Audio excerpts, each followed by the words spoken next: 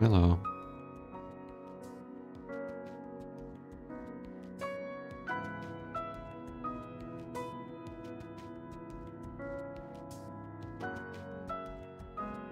One thing that I noticed that I find kind of cool is that the background, I mean the main menu, changes based on the time of day. Like now it's morning. It has morning, evening, and night, which I found pretty cool. Pretty nice touch, I would say.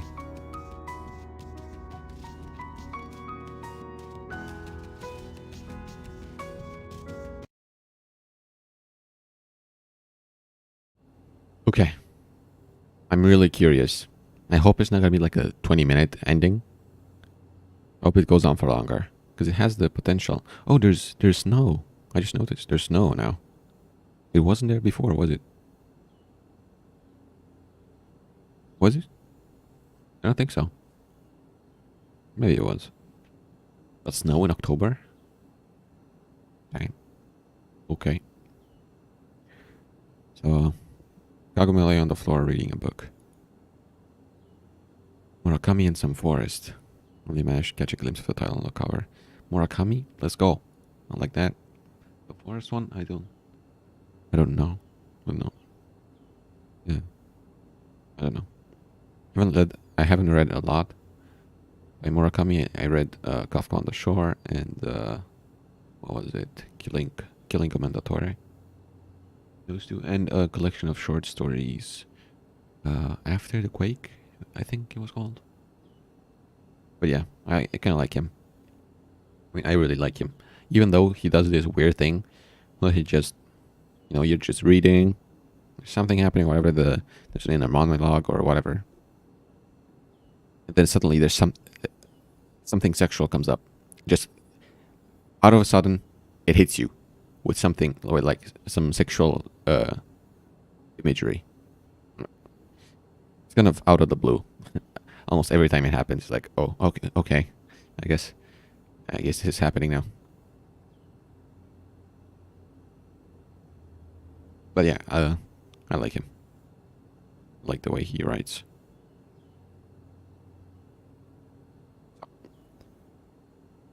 Are you reading? She only tilted her head in response.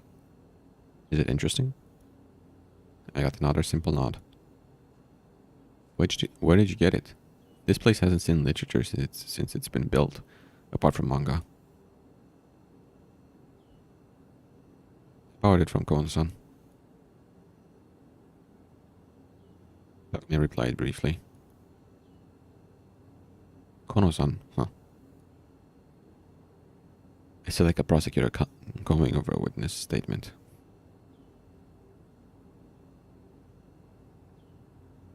I have something for you.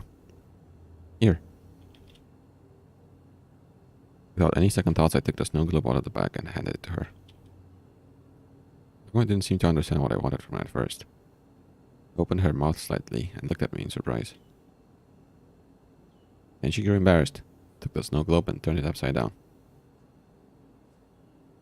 Big flakes of snow fell onto the Eiffel Tower. You shouldn't have. Okay, first mistake of the day. It's been, how much? Not even 5 minutes. And we've come across the first mistake of the day.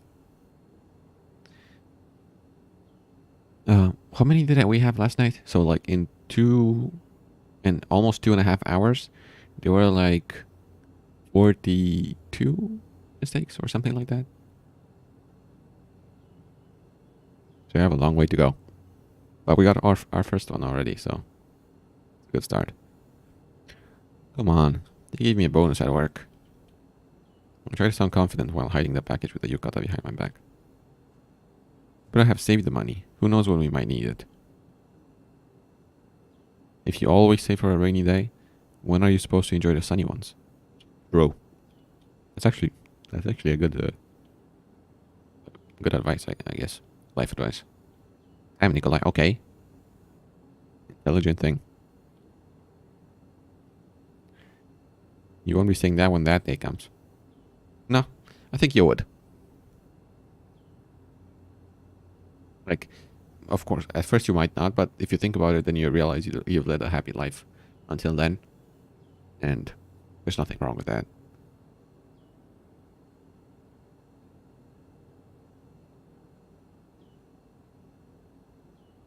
Yeah, sure.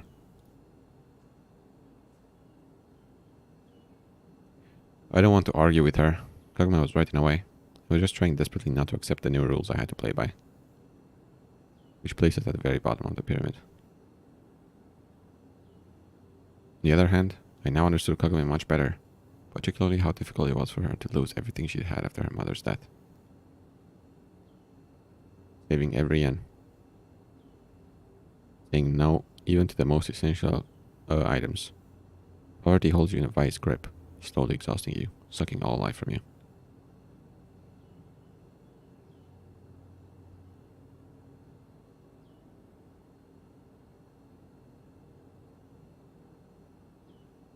Then slowly, silently, every desire to strive for something more, move forward and evolve, disappears. You can only think about survival. That's true. Poverty doesn't put you in a mind to buy yukata or enjoy a festival. Ah, right. I exclaimed, awkwardly backing away to the door. Bro, no.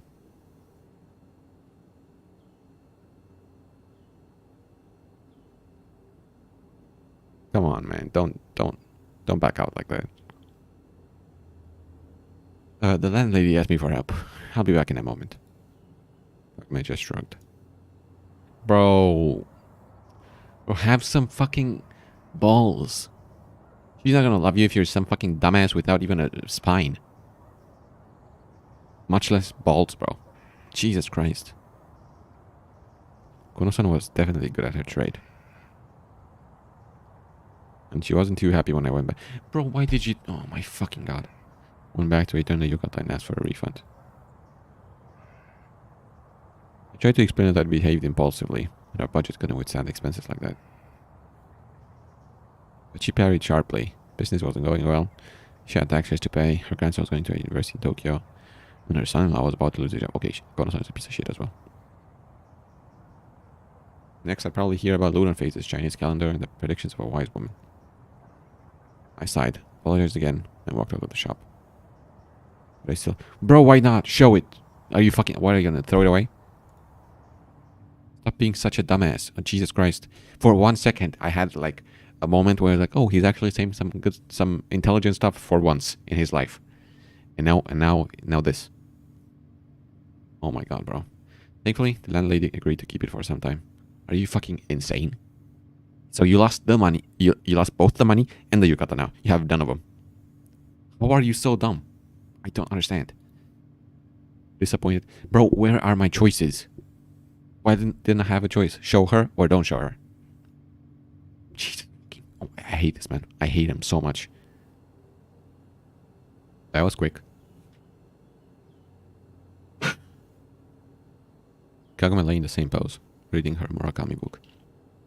Didn't take long. I grunted and fell to the floor. Something happened. She finally closed the book and looked, gave me a serious look. So second mistake. I'm just tired from work. How's Moto-san? Oh, right. Turns out his fracture isn't that serious, so he'll walk again. I'm glad to hear that. She smiled. I immediately grew embarrassed. No, Kagume's smile wasn't something unusual, although she didn't smile often. Now that I realized how important this girl was to me, was if I had to get to know her anew. Every gesture, every look, every slight movement of her lips or her little sighs. Must be hungry? Stood up like a bird flying off a windowsill, noticing a human close by. Yes, it would be nice to eat something. She walked out of the room, leaving me with my new feelings. Please tell me, something happens and she sees the yukata or the landlady gives it to her, or something, bro, please. Everything was delicious. Oh, it didn't happen. Fuck me. Everything was delicious as usual. Having completely emptied the bowls, I carefully put away the chopsticks and looked at Kagome. What? Thank you. For what? Got a bit embarrassed. For the food. It was delicious. Ah, right. You're welcome. He froze for a moment, like a lion about to pounce, and took out a cassette from under the table. Here, it's for you. You got a bonus too. A new album from one of my favorite bands. Bro, see, you're a fucking idiot, bro. Just give her the thing, please. God. Wow. I was genuinely excited. I saw their poster on the wall while I was looking at your house. Besides, it was very cheap. Probably cheaper than that trinket of yours. I was a little offended she's called a snow globe a trinket, but I was too happy about Kokomi's gift to say anything. It wasn't even about the cassette itself. The only player I could use to listen to it didn't exactly have great sound quality. I didn't want to assume anything. The gift might have just been a formality. Thank you. I'm really glad. Honest. Come on, what's so special about it? Kirkland gets a briefcase full of cash and not a cassette. He was blushing more and more. You know what people say? It's a thought that counts. You can stare at water all you want, but to learn how to swim you need to dive into it. What do you mean? Hiko-san, if you hadn't helped me and my grandfather, we wouldn't have to stay here. Was she really going to start blaming me again? Maybe we wouldn't even be alive. Come on, don't say that. Although she probably wasn't exaggerating, things really could have gone poorly for them. Bro, things went poorly for me. I died. Once, okay? Let's think about that for a second. You know, you don't know that. But I probably did have my reasons to blame her for what had happened, but now I couldn't even think about that. I was thankful that we'd ever met in the first place, even though I had to sacrifice almost everything I had for it. In any case, I'm glad that... Was I ready to... Yes, I am ready. Come on. Not I'm... Give me the choice, please. Please. Not that I'm glad. I mean, despite some minor inconveniences... Minor inconveniences? Kagome laughed sincerely. Hiko-san, you're either very patient or very silly. I'm very silly. Or very much in love. I lowered my head and pretended I was carefully studying the empty ball. Not everyone would do that for someone they barely know. What do you mean by that? I don't know. I just wondered what would I have done if we switched places. What would I have done? Oh? Kagome smiled mysteriously. A simple question that requires a very complicated answer. I didn't even know if I wanted to hear that answer. It's alright. I understand. You don't need to say anything. After all, I didn't help you for your thanks. And not for your own advantage. She suddenly leaned forward, getting very close to my face. What sort of advantage could I get out of it? I felt my neck start to sweat. That disgusting feeling, huge droplets of sweat running down my neck, made me even more nervous. I think you know exactly what I mean. Oh, yes, she saw it. She knows. Hang out, bro. Let's go. Snow globe is one thing. The yukata. Yukata? You thought you could trick me?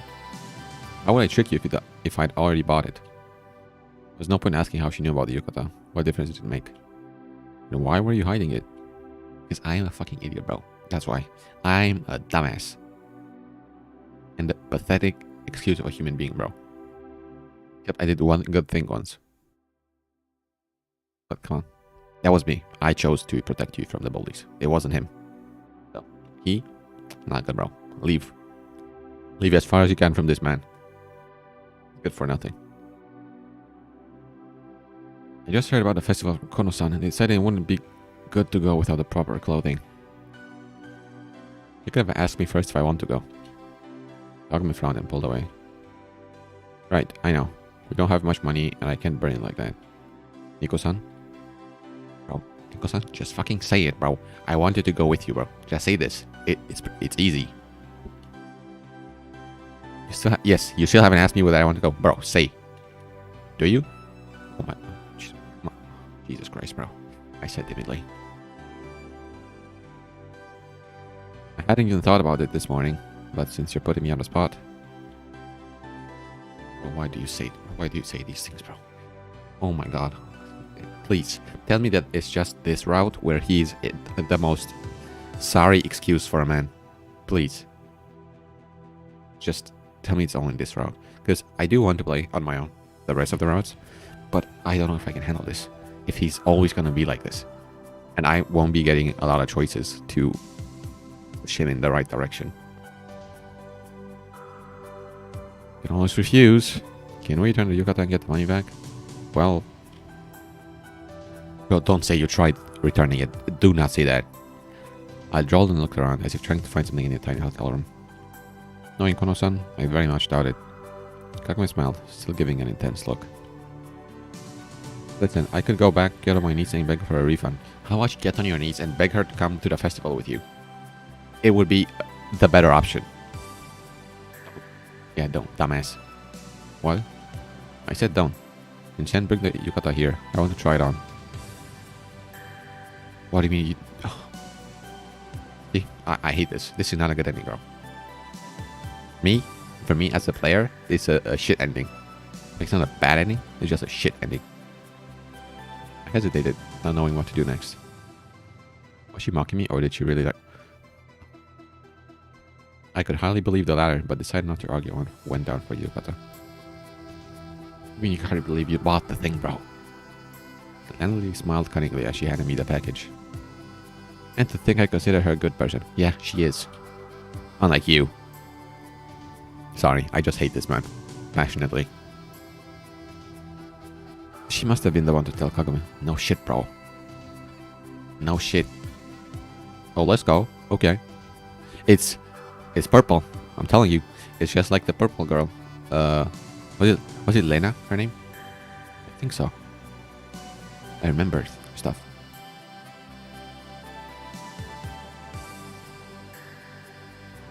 Anyway, the purple-haired girl from the first game. From Everlasting Summer.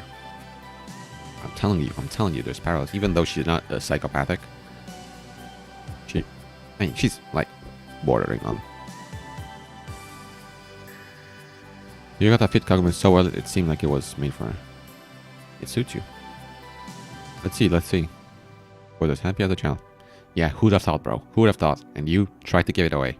To give it back, I mean. Might have expected such a reaction from Himitsu, not from the ever-serious Himamura. But she's not a robot, please. We walked out to the hall with its big mirror, and Kagome started spinning around in front of it, looking at herself from different angles. The landlady complimented both the yukata and Kagome. If I forgot how much I spent on the thing, everything seemed to be going a little too smoothly. Bro, forget about it. Just forget. It doesn't matter. I could think of something to worry about even when nothing was going on. Now I had a good reason. You don't have a good reason. Don't. When we returned to the room, Kagome squinted slightly and said, Nico-san, you look like you're waiting for a punishment. Oh my god. Someone stop this man, please. Someone get a trolley and run him over. Please. But we really can't afford this sort of thing. Yeah, exactly. What's the point, dumbass? Well, I'm glad I think so. Where was the catch? There's no catch. But he looked at me intensely like a strict teacher, waiting for an explanation from a mischievous pupil. Yes, you know. Stop lying. Bro, I really don't know why I did that. Why I bought something so expensive. You know, our life isn't exactly a paradise. And I saw an opportunity to distract ourselves a little. So you know. When are we going to have a day off at the same time again? So you know. Stop lying. Stop being a bitch, bro. You don't have to come up with excuses, Nico-san. Exactly. One, you have no excuse, and two, there is no reason to have one. Kagome frowned and crossed her arms over her chest defensively. If it's only about the money, what else would it be about? I asked, surprised. Nothing. She scoffed and turned away. You see, you're mad about something again. Thank you. Thank you, Kagome. Thank you for saying this. I'm mad about how stupid, short-sighted, and insensitive you are. I've been called the first two before, but insensitive. Well, Iwamura-san, you're hard to please. You started well, too. I was getting angrier and angrier. Started what? No, I was getting annoyed with her basically, bro. Oh my god. This is the worst ending I've ever experienced, I think. I am fuming. And I'm not even the girl that's being offended here. I am just fuming. Scolding me for spending so much money was one thing. You have not been scolded. It was just like a, oh, you shouldn't have thing. Okay? It was like a first instinctive reaction. You were not scolded, dumbass. But when you don't understand what the other person is mad at you for, the person you love. You haven't said that, bro. You haven't said anything. You're just... You want to tell me something? Don't you want to tell me anything, Nico-san? What was he trying to say? Oh, I wonder. What was he trying to say? What is this woman, sorry, that I've been living with under the same roof, in the same room for a month, and that I've gone through so much together with? What would she want me to say after I brought her gifts and asked her, even though I didn't really ask her, to go to the festival with me? What would she want me to say? A very confusing situation. Jesus Christ, you dumbass. As out of thick fog, an unexpected hunch began to take shape. Oh, he's evolving. Trying to think. He's beginning to think. To be honest, I wasn't going to do it so soon. If you are any other girl, we've just been thrust together by fate. We're fellows in misery.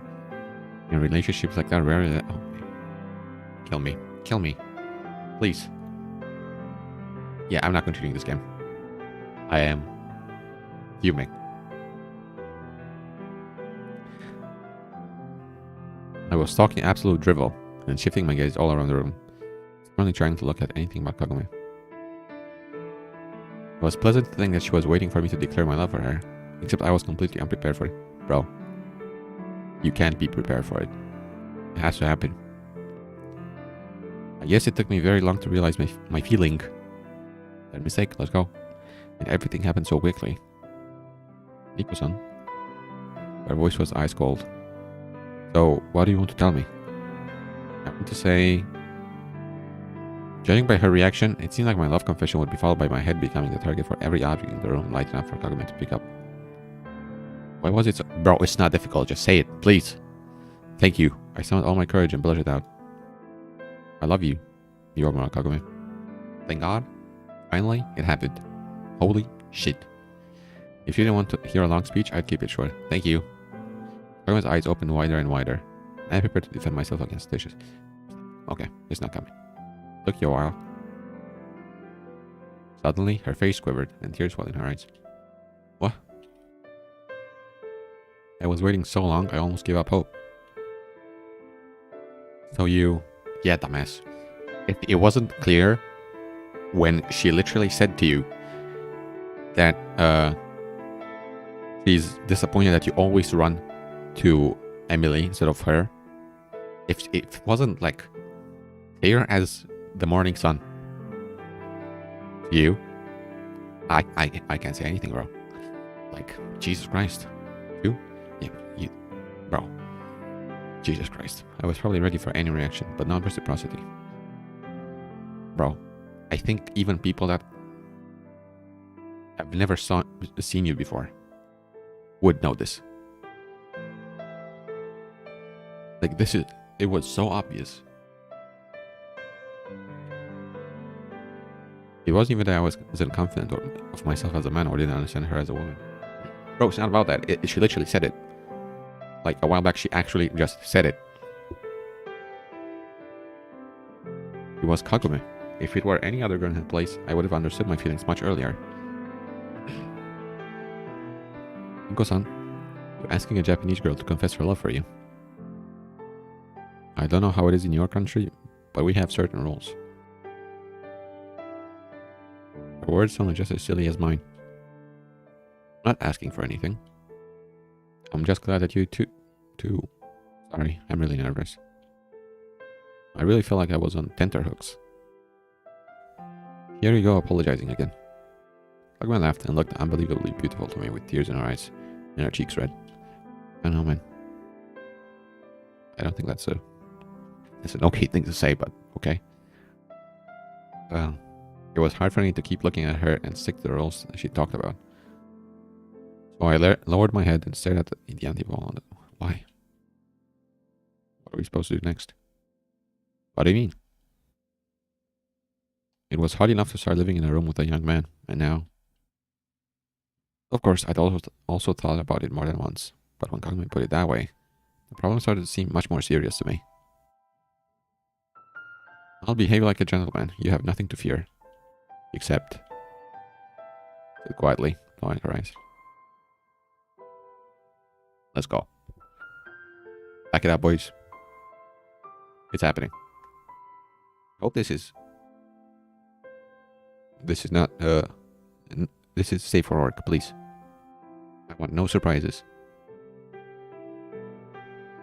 I don't know if I can be... okay, I'm not gonna read that, bro.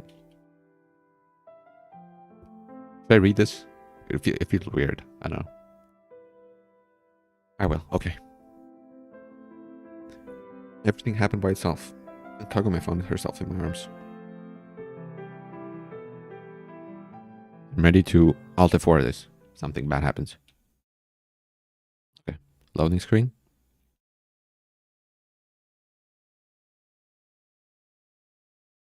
The next day. Thank you. Didn't force me to read any, like, cheesy stuff, cringy stuff. Everyone's heart builds up scar tissue as years go by. In the end, it's all about finding someone who won't recoil when you bare your soul to them. Of course, I was still very young, and so was Kagome, but it still seemed to me that she'd experienced much more than I had in 18 years. Maybe her main fear was what I could think if I looked inside her. It's not that easy to open up to another person. I'd probably never been afraid of it because I thought I had nothing to hide and, conceptually, wasn't that much different from most other people. I had no dark secrets or skeletons in my closet, perverted fantasies or fetishes. I didn't have a mortal grudge against anyone and wasn't planning any sort of revenge. So you're boring, that's what you're saying. I wasn't interested in politics or economics.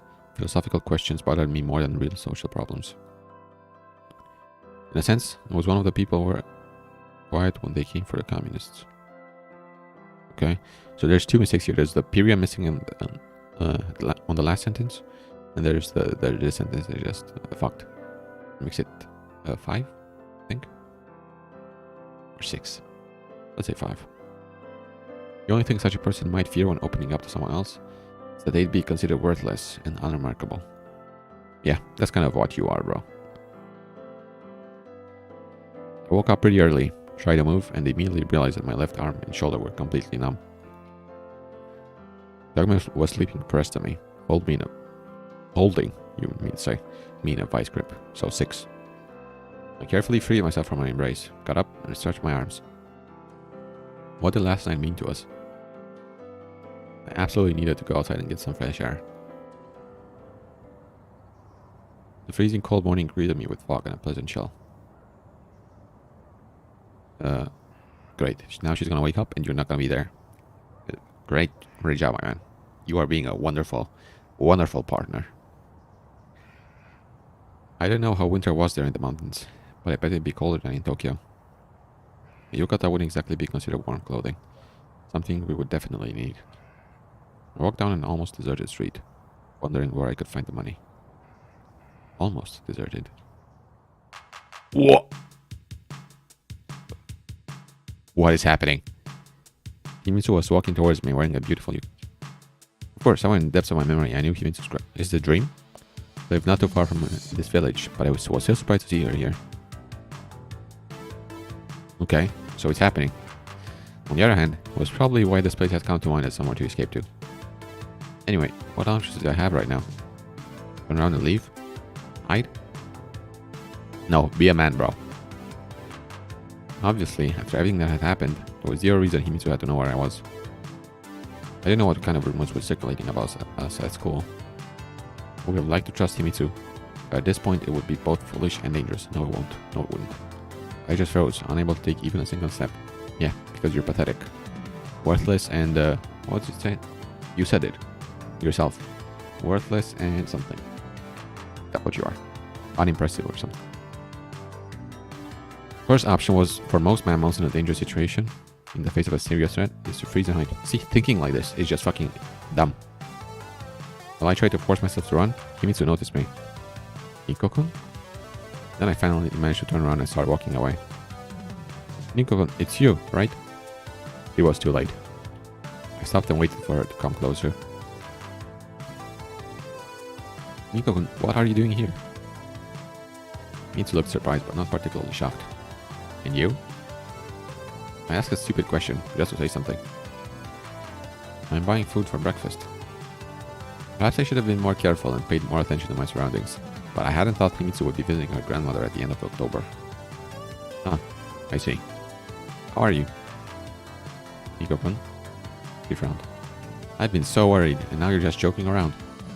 They told us at school that you and Iwamura-senpai kidnapped Kobayashi-senpai, and then you just disappeared. What was I supposed to think? That you ran away or were arrested? I've spent so many nights crying, not knowing whether you were dead or alive. And here you are, fine, healthy, and smiling, like nothing happened.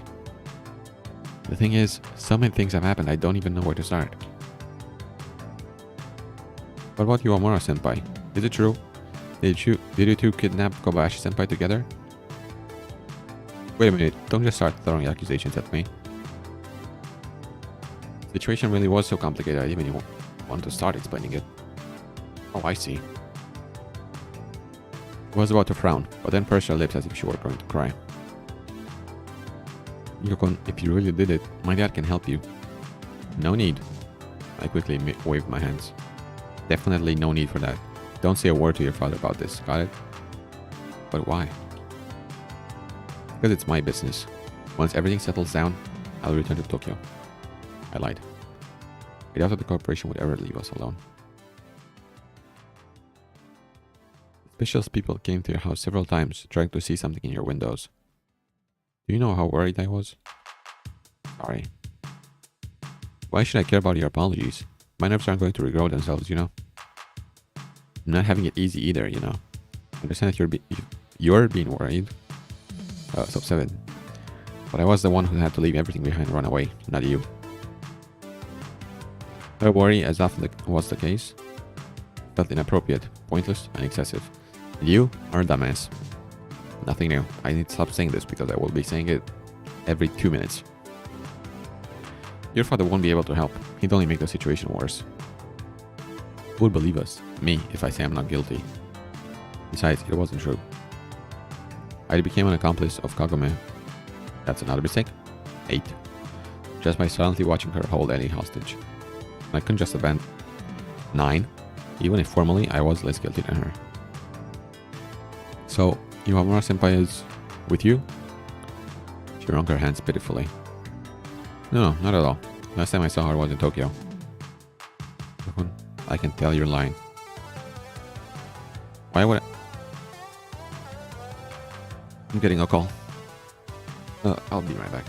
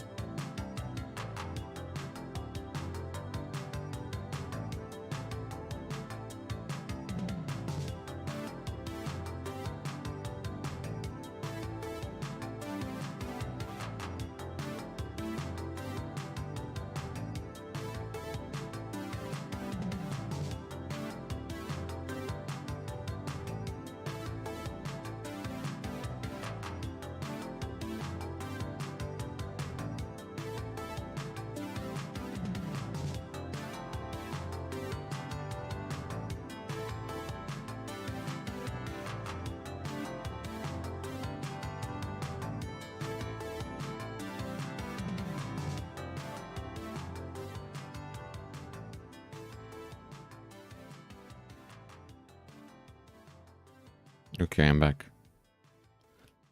Sorry about that. That took a lot longer than I thought it would. I'm back now.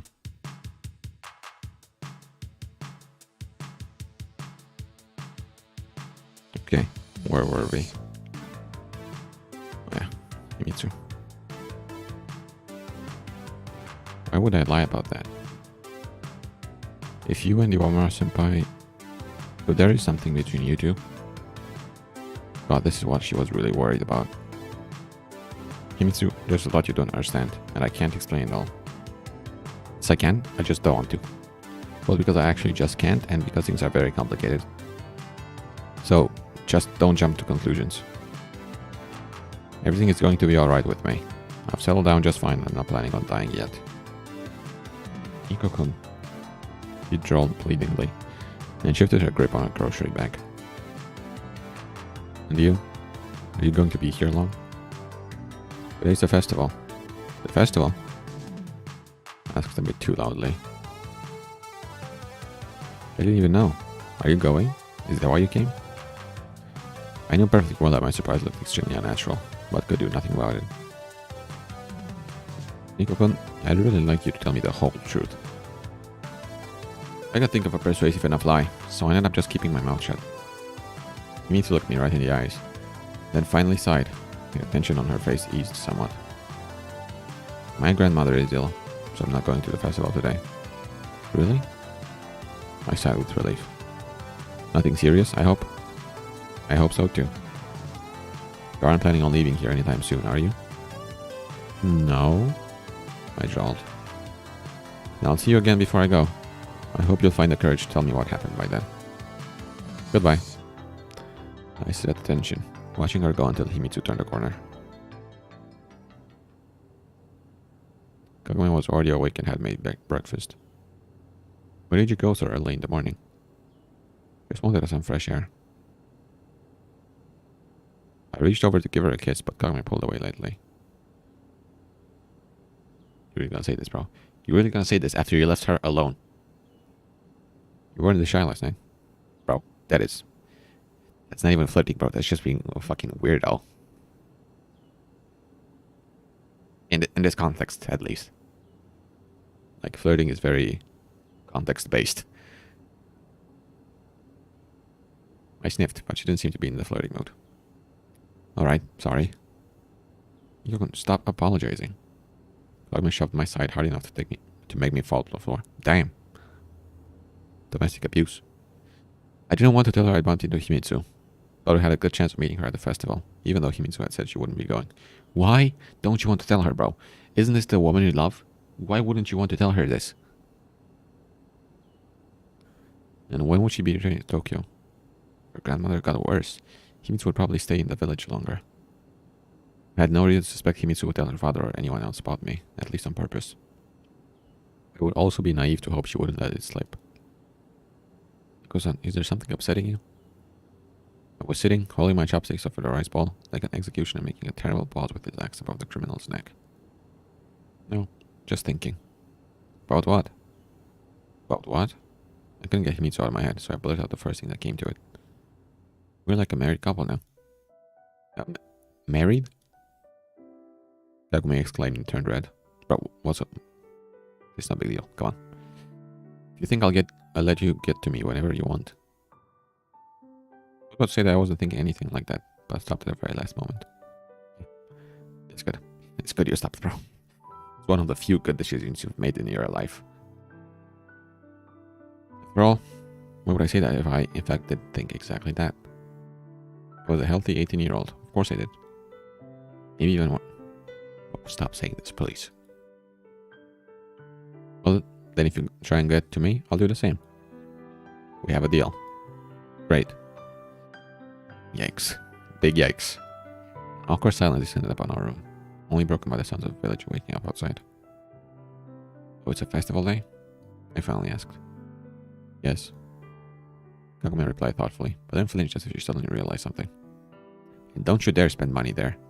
1 yukata is enough for us to save on money until the end of the month. Christ. I need to give you all the money and just keep some for pocket change. That's a good idea. Except, why would you need pocket change? Well, for example, to buy yukatas occasionally. I sighed and finally pierced her eyes with my chopsticks. Son, I'm not joking.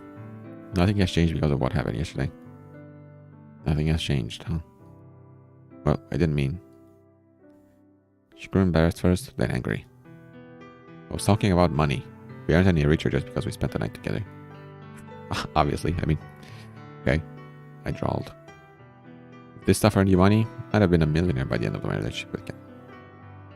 Kill me. Kill me right now. Okay, I hate this man. Why is he bragging about this? So you have to take things seriously. Although Himitsu spilled the beans, we might never need money again. Do we have to escape again? Maybe life in the village wasn't perfect, but would we be better off anywhere else? And to a degree, I was used to it by now, even to the manual labor at the mine. I'm more than serious about this. Yeah? I can't tell. Kagome kept scolding me, but I couldn't get rid of the anxiety from my meeting with Himitsu. With the yukata bought, we couldn't just not go to the damn festival. I want to explain all that to Kagome. I woke up in a different world today, so I'm still trying to figure out how to live in it. I really want to, and have always wanted to take care of you, and provide a decent life for both of us. But that's impossible now. We aren't living, we're surviving. My fear, caused by something completely different, was making me say things I didn't really believe. Yes, our life wasn't that easy, but I wouldn't say we were just surviving. There were many good things too. So that's what you think?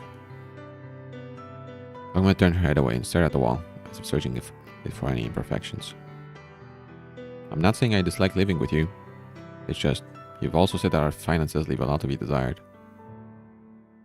No matter what I said, it sounded shit me because you're a shit person, bro. Sorry. But it was a good... it was a good interruption, I guess. Kagome suddenly interrupted me with the resolve. Why do you never call me by my name? Well, I did have certain problems with that. I usually called Himitsu Sunshine. Catherine was Katya to me. I just couldn't force myself to call some people by their names. It seemed and almost physically felt unnatural. If I were calling my mother by her first name. Kagome-san? I forced the words out, but Kagome only frowned harder. Kagome-chan? She tried to contain it, but started giggling. Alright, fine. Just Kagome. I said, trying to sound as confident as possible. I was starting to think you slept with me just because you had nothing better to do. What? I exclaimed and even stood up, shocked by her words. For your information, I can be a fox sometimes, but I'm not a con artist. I loved you for quite some time. I just realized it recently. Loved me? She asked quietly, staring at the wall. Haven't you realized yet? Yes, but love. It's a big word. What else am I supposed to say? Why does it matter what words I use? My feelings, that's what's important. Feelings? I was slouching over, as if trying to occupy as little space as possible. Yes, and I don't feel ashamed to tell the world about it. Oh my god. Jeez. Oh my god. Gee. Oh. I walked out onto the balcony, opened the window, and shouted. Nikolai Anokin loves Kagome Iwamura. Niko-san ran over to me, grabbed me by the hand, and tried to pull me away from the window. But I didn't let her. Do you believe me now? I will when you close the window and calm down. I lingered for about 10 more seconds and finally closed the window. What am I supposed to do with you? Kagome sighed when I walked back to the table. You can love me just like I love you. Yes, I can do that. She suddenly said in a languorous voice, and slowly, with cat-like grace, crawled up to me. I told you I won't let you seduce me next time, so that's the 10th mistake, I think, right? You did.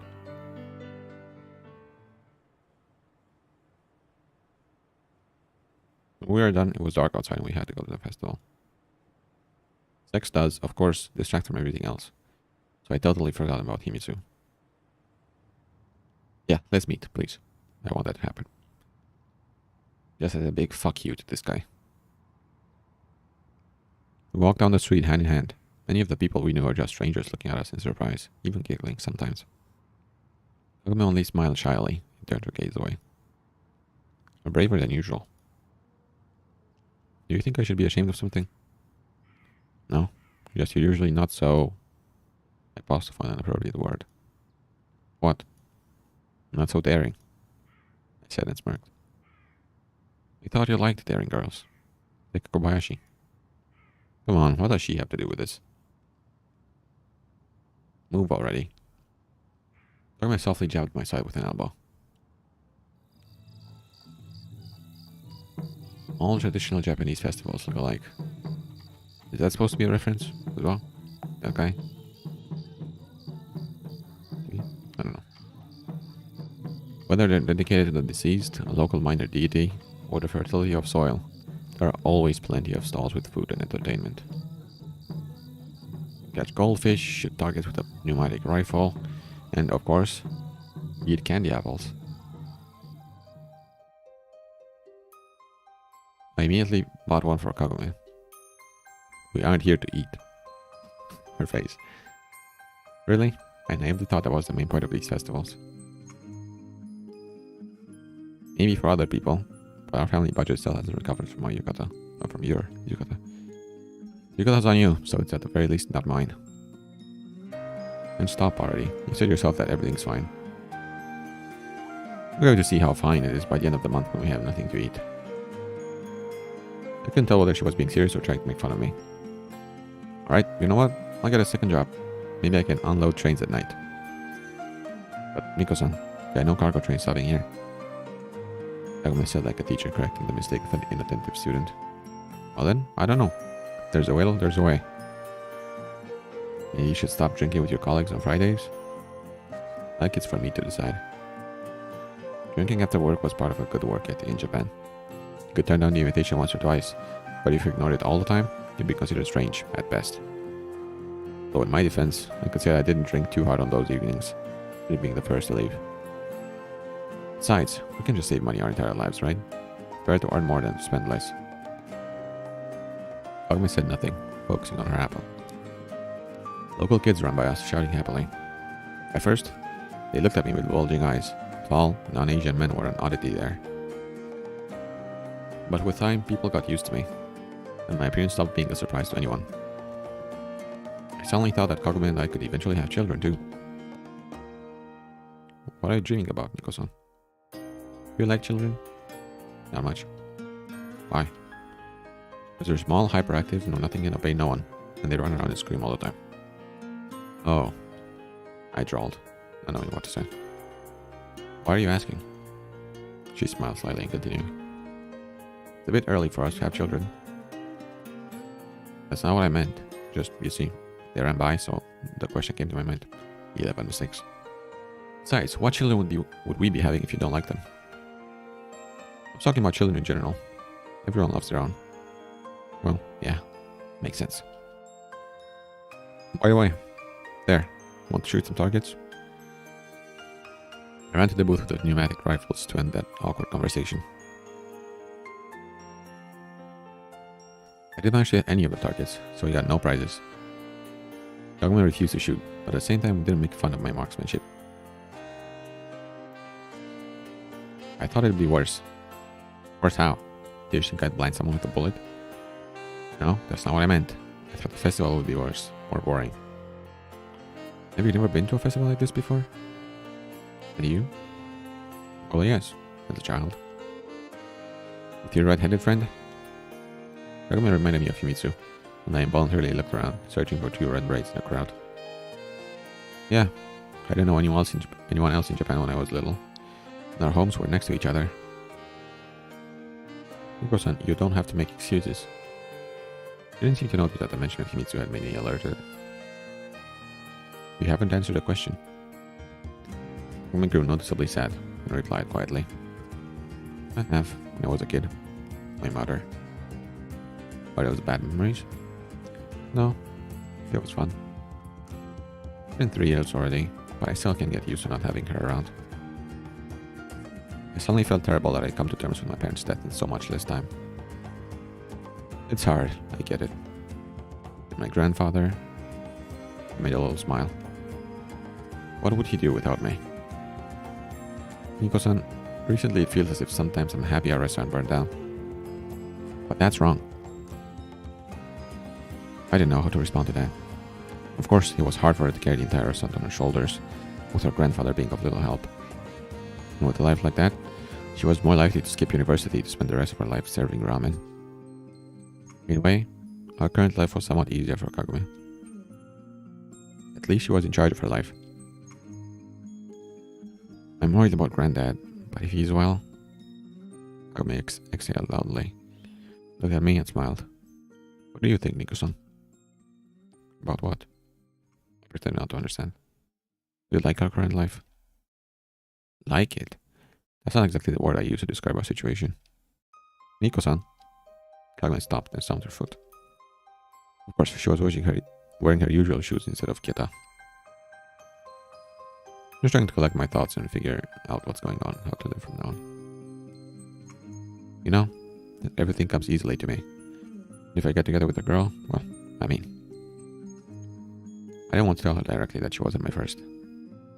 I like a girl, I usually don't expect her to reciprocate. If we get together, it usually surprises me. You're underestimating yourself. Her patronizing tone sounded inappropriate, and her words hurt me a little. We approached a booth with a schedule for the festival. Look, there are fireworks on soon. Let's find somewhere high up. I grabbed Kagome by the hand and ran to the torii, on which stone steps went up. Disappeared. Get into a Japanese temple, you usually have to go up a set of stone stairs. The number, altitude, and the angle of the stairway differs greatly, and depends a lot on whether it's a Shinto or Buddhist temple. There was more to it. Some say that the more steps there are, the more powerful of a deity lives in a temple. Judging by the length of the stairway, the local village wasn't guarded by the strongest of spirits. We walked away from the noise of the festival, not only quieter, but colder. I looked around, like I expected to see a fox or a were-raccoon. A were-raccoon? You mean a tanuki? Nico-san. Kagome stopped behind me and for some reason looked extremely embarrassed. It's a bit empty here. I couldn't come up with a better line. Kagome didn't say a word, just studying at the ground under her feet. If you don't like it here... No, that's not it. She started up. It's just... I only realized now how quickly everything has been developing. Developing? I mean, our relationship. You're embarrassed again. Well, yeah. It really was going quickly. Just a day ago, and I'd realized I loved her. Now I'd already started making plans for our life together. If our relationship had developed in Tokyo, like between two normal teenagers, we would have probably only had our first date. Sorry if I'm rushing. No, it's not your fault. I've been thinking the same the entire time. Thinking about what? I've always liked you, Nico-san. Kagome suddenly blurted out and blushed, as if she was trying to resolve this awkward situation with the exclamation. But I was surprised. The mere fact that she had reciprocated already seemed unbelievable, so I couldn't even imagine Kagome had always like, how? Bro, how? I mean, I don't know what always, like, even before I help her, then yeah, that's pretty surprising. Tingles ran down my spine, and my eyes began to tear up against my will. That's a weird kiss scene, bro. I approached her, gave her a kiss, and at that moment, fireworks shot. Yeah, of course. That's a very weird kiss scene, bro. Jesus Christ. At the distance, I could hear the happy sounds of villagers gathered for the festival. But to me, there were only 2 of us in the entire universe. I could feel my love for Kagome with every muscle, nerve, and synapse in my brain. But the funniest thing is, I never chose this route, bro. I never wanted to go for Kagome. But here I am, I guess. Pleasant warmth ran all through my body, and I forgot about the cold of the night. I was sure Kagome felt the same. Finally, we pulled away from each other. Thank you. That was awkward. See, this looks nice. This looks very nice. But that scene, not the best. Not the best. You should thank me. Do you know how hard it is for a girl to confess something like this? Thank you. Not that it was any easier for me. But Nico-san, what are we supposed to do next? Her mood soured again, and suddenly she desperately reminded me of Himitsu. And that she seemed ready to agree with any decision I made and rely on me for everything. But I had a pretty bad idea for what we were supposed to do next. But in a moment like that, I absolutely couldn't show weakness or indecisiveness. We can run away, somewhere close to the sea, for example. Somewhere far, where no one would know us and where we'd never be found. What about my grandfather? And Dad? That seemed to be the first time she'd mentioned her father in weeks. I didn't have answers to all her questions. I could barely handle our simple life in this village. You'll be able to visit your grandfather in Tokyo sometimes. Right. Kagome nodded happily, but I knew she was pretending too. After all, there are people living everywhere, so we can adapt too. Maybe we can open a restaurant. No way. You don't want to? Then a liquor store. We don't need education or connections for that. But you do need money. We learn it. You're good at saving, and I'll listen to whatever you say. That's hard to believe. I swear on my heart. I actually crossed it, and Kagome laughed. Silence came unexpectedly, like a sea breeze.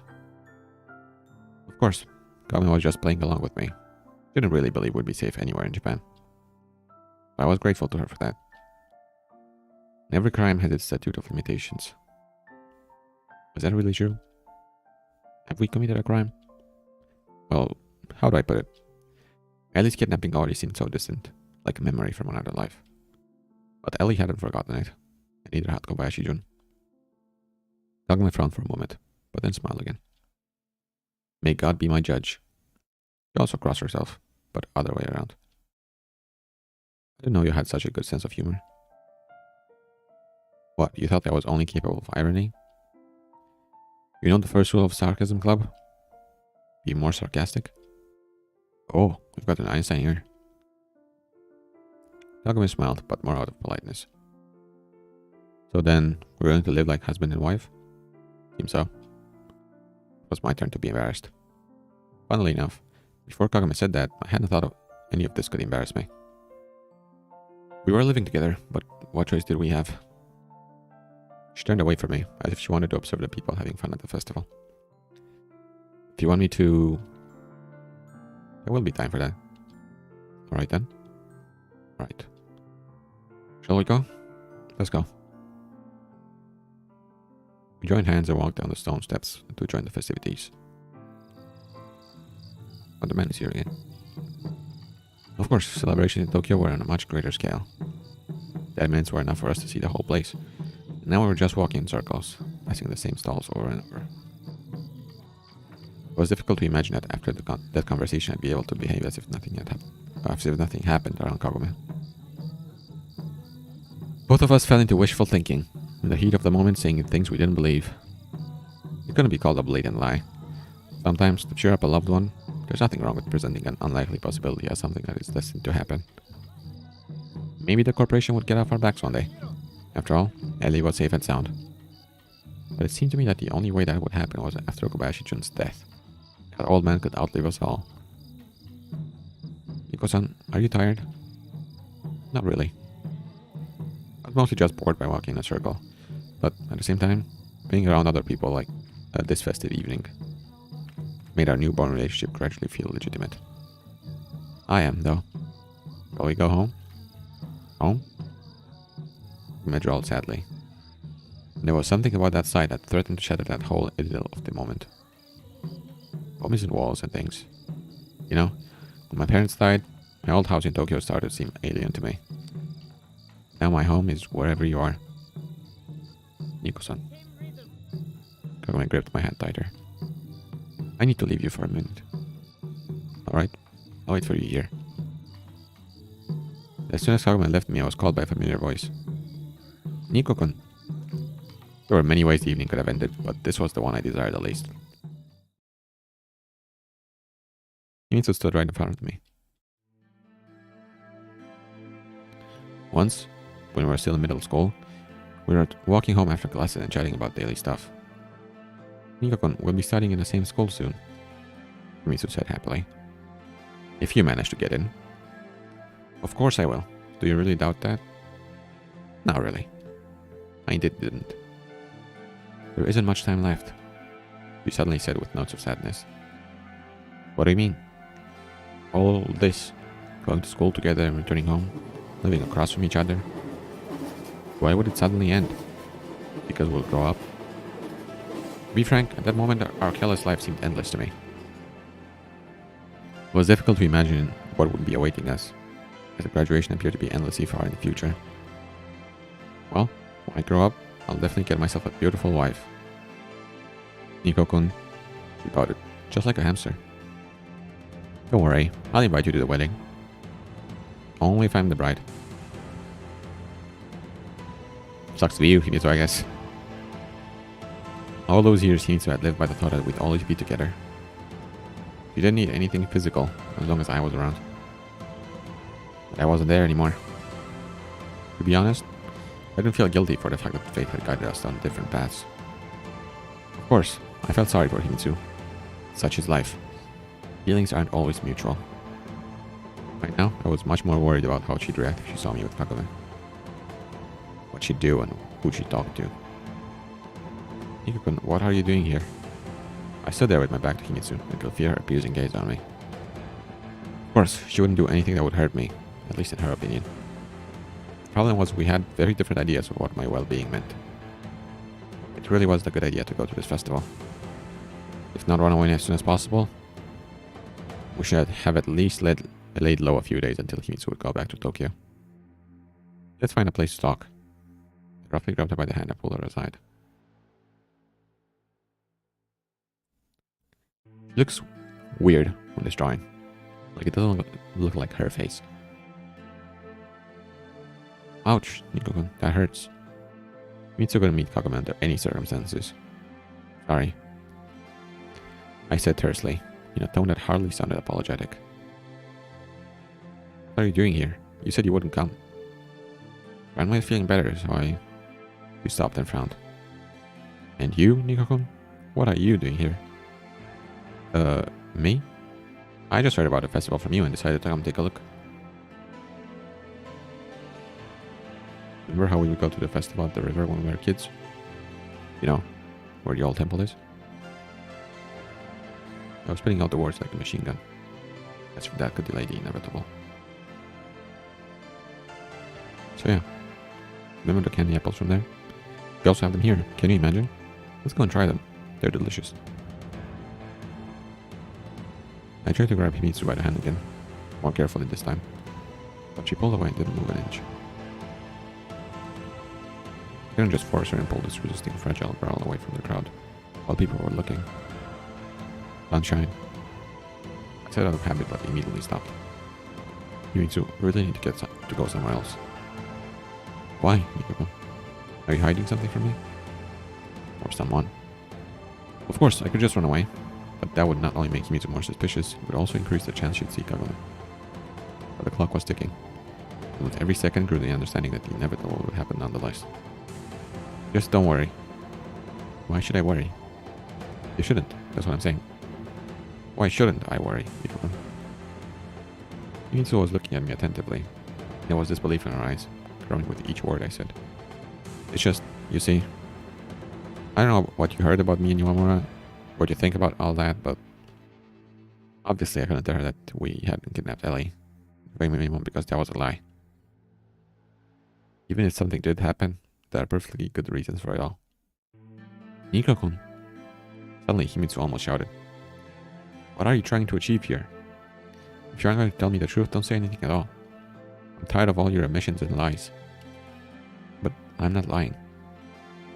I tried to say timidly, but it clearly made the situation worse. If you're really innocent, why did you run away and why are you hiding now? If you aren't, I want to believe that you had your reasons to do what you did, but when you behave like this, I believe in it less and less. Nikokun, it's Iwamura-senpai who made you do it, right? Tell me that's what happened. Of course, it would be stupid to deny that Kagome had taken the lead in what happened, but saying that she forced me to do anything was an overstatement. Especially now that I confessed my love to her and she responded with the same. Moreover, Himitsu's words evoked a desire to protect Kagome in me, even against common sense. Of course, Ellie didn't do anything wrong, but you can't say the same for her grandfather. Nikko-kun, I don't know what you've gotten yourself into, but this is kidnapping you're talking about. You're talking about it so casually, like you don't understand how serious this all is.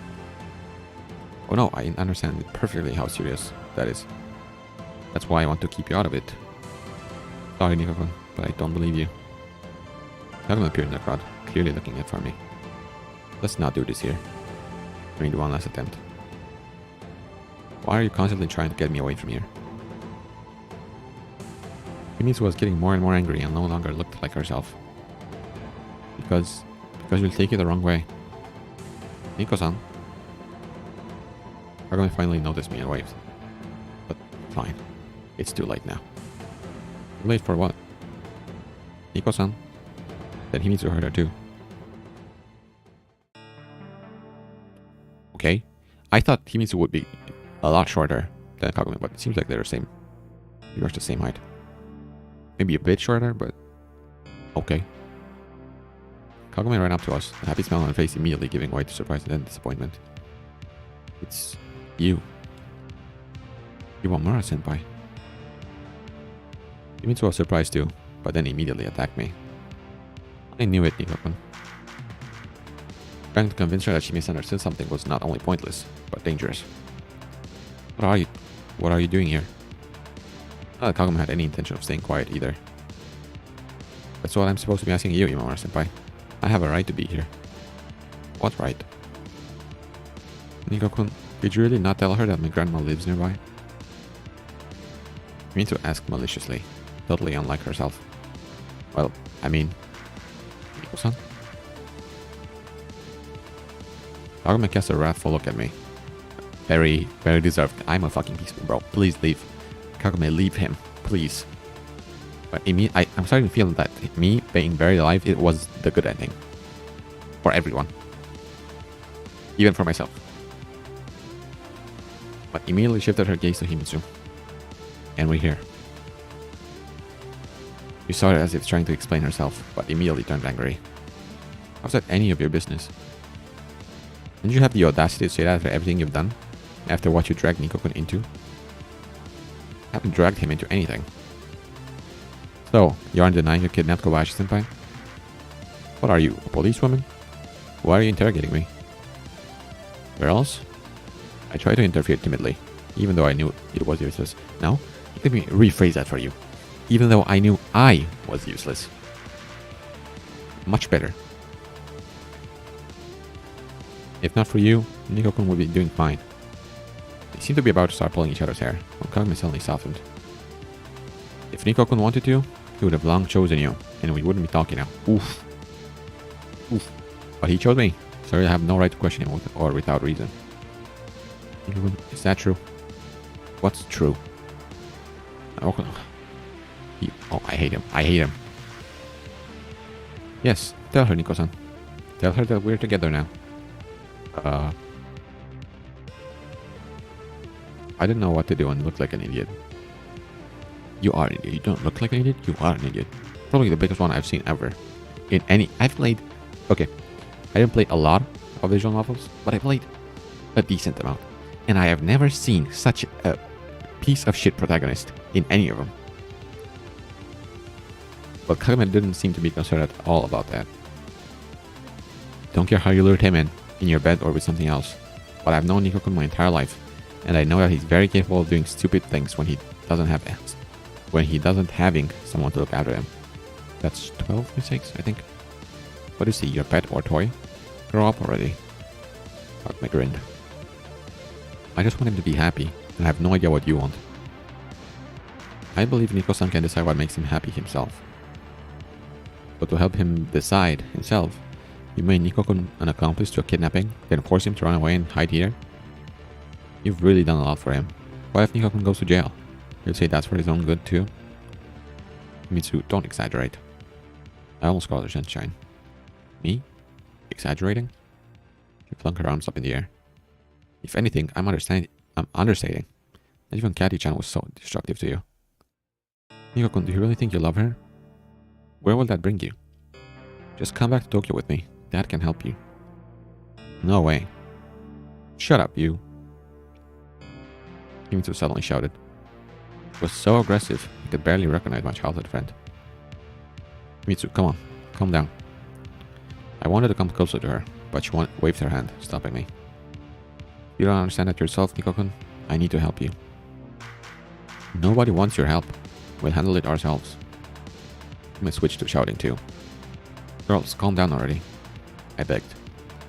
We were standing a bit away from the main celebration, but people had still started throwing glances in our direction. Here, in the countryside, loud outbursts were even more inappropriate by Japanese standards than in Tokyo. Yomura-senpai, you're a criminal. There's nothing else to call you. It's dangerous for Nikko-kun to be in your company. He seems to be fine in my company. Right, Nikko-san? I can't just leave things like this. But what are you going to do? I'll tell my father. He'll figure out what to do. Do you really believe that Nikko-san will be better off for it? If you only knew why we had to do what we did. Said we again. But this time Kagume's choice of words didn't upset me like it used to. If you only knew, you wouldn't be saying this. I don't know, and I don't want to. A crime is a crime. Nikko-kun. Vince turned to me and pleaded. Let's go to my grandma's place. I'll call Dad from there, and he'll come pick us up. If you really love him, you should be more concerned with what Nikko-san wants rather than what your inflamed conscience is telling you. I seem to have been totally relegated to the role of an inanimate object in their argument. A symbol that both warring states strive to acquire yet has no intrinsic value. Can I say something? I raised my voice. Kimitsu, I can't go back to Tokyo. We can't go back. At least not now, when the circumstances are against us. I'd really like to explain everything to you, but it might put you in danger. Put her in danger? Kagome interrupted, chuckling loudly. Nikko-san, between two stools, you fall to the ground. I had to admit that she was right, no matter how much I wanted to believe otherwise. I had to worry about myself, about Kagome, but clearly not about Kimitsu. She wasn't in any danger. The corporation wasn't after her. I've been saying all that out of habit. Nikko-kun, are you going to sacrifice 10 years of our friendship for... He was huffing, apparently trying to find an appropriate description for Kagome. What have you found in her? Maybe you're that good at spreading your legs, Yomura-san? So finally exploded. Christ, it's not about that at all. Then what is it about, Nikko-kun? What? I just want to help you. I don't understand why you're acting like this. Do I really not matter to you anymore? Not about you at all. But I can't leave it like this. When we met in the morning, I still hoped that... Now... He was weeping, even slightly squealing at times. Things were getting dangerous. We could well end up having to talk to the police. Sunshine, enough. Listen. Nikko-kun, if you can't help yourself, I will. Mitsu yelled and ran away. In another situation, I would have tried to stop her, but not at this moment, when we had become the main attraction of the festival. So, you met her in the morning? Kagume's calm voice cut into my back like an icicle. Nikko-san, you really do lie always and to everyone. When I had finally believed that you were going to be honest with me, you quickly changed sides as soon as you saw your red fox. How can I ever trust you, Nikko-san? There was more regret in her words than anger. I just knew you'd react like this, so I didn't tell. Help me. Besides, Kimitsu told me she wouldn't go to the festival. Came here because her grandmother got sick and was supposed to go back to Tokyo soon. What difference would it make? Kagome, thank you. Thank you. Thank you. Yes, he is pathetic. He is, like, the most pathetic character I've ever seen. Or at least I've seen in a long time. Kagome smirked sadly, turned around, and slowly walked away from the paper lanterns, snack stalls, and the cheering crowd. I was left alone. As you deserve, bro. You don't deserve to have anyone. Endlessly removed from all the smiles, laughter, and happiness around me. God damn it. What did I even do wrong here? Bro, your every breath, ever since this visual novel started, has been the wrong choice. You existing is the wrong choice here. Had I been the one to bring Kimitsu to this village? Lead her there? On the other hand, if I had told Kagome about her, we could have decided to just not go to the festival, and everything would have ended as it had. Maybe I just didn't want the yukata I'd spent so much money on to go to waste. Always about you. Always about you. But it was hard to acknowledge that for such a petty reason I'd put not only our safety at risk, but also my new barely day-old relationship with Kagome.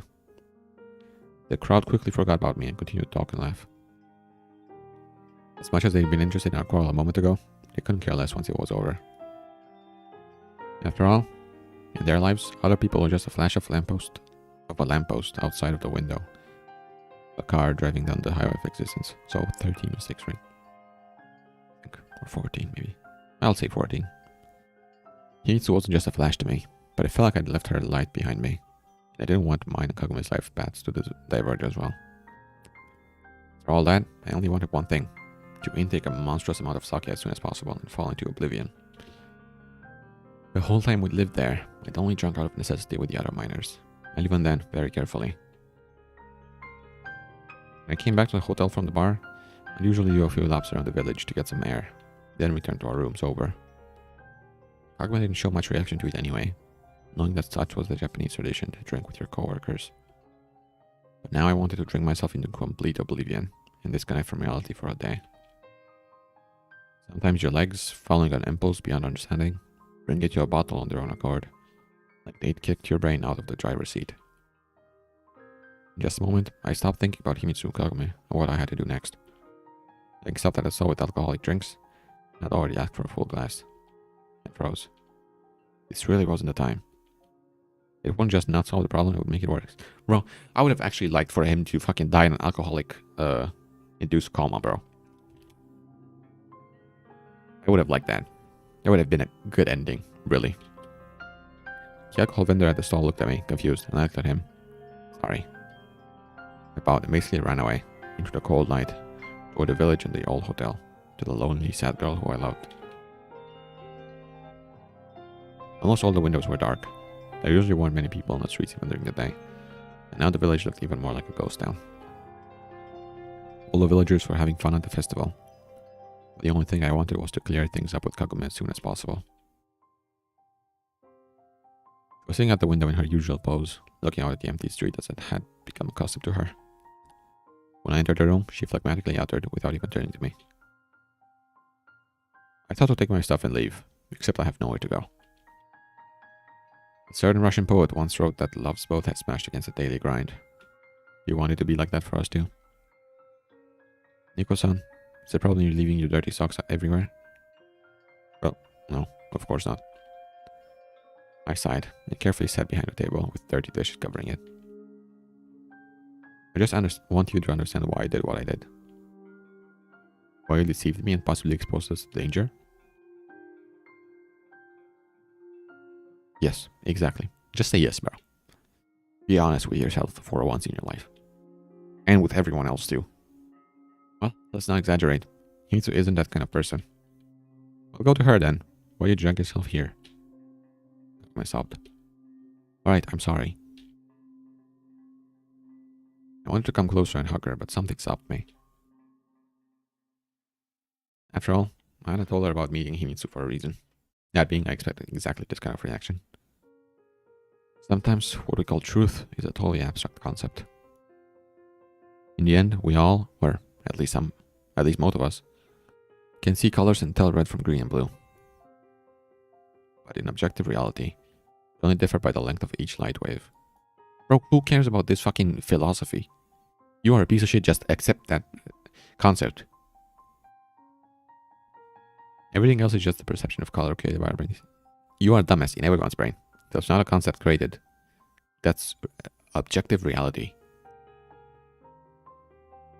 If we were to talk about a more complicated matter, such as human relationships, was there any such thing as a completely wrong or completely right side? I'm not sure, but you are on the completely wrong side, and you have always been. I couldn't help you. I tried to make good decisions, but it didn't work, bro. I didn't have that many decisions to begin with. But you died. And I took the good decision every single time. And that brought us to you dying. Which means that that is a good ending. Even if technically from the game's perspective that is a bad ending. For the characters and for this entire world you live in, That is the good ending. However, Kagome clearly believed there was.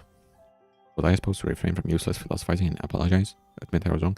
That would be a good start, yes. Or would I be better off sticking to my guns and trying to convince her that I hadn't hidden the truth out of any kind of malice? Nope. But finally, I can finally make him. Oh, yes, thank you. That feels so nice.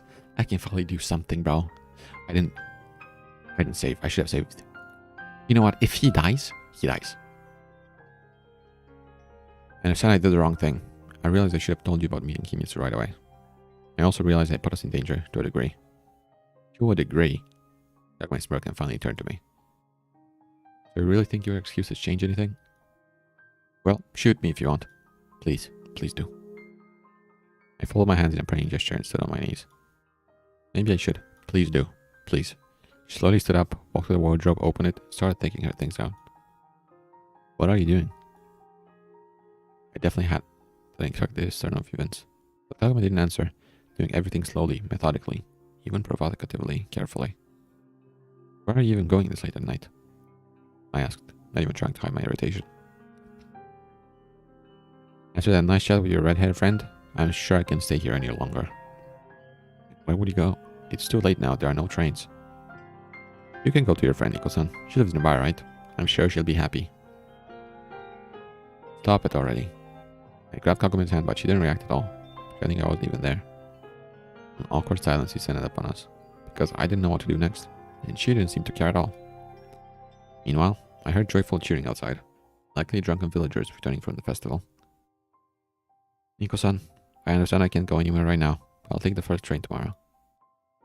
I let her go. You can come with me. God, but where? I haven't decided yet. I wasn't quite able to carry on this conversation, so I just left the room and went to wander the street.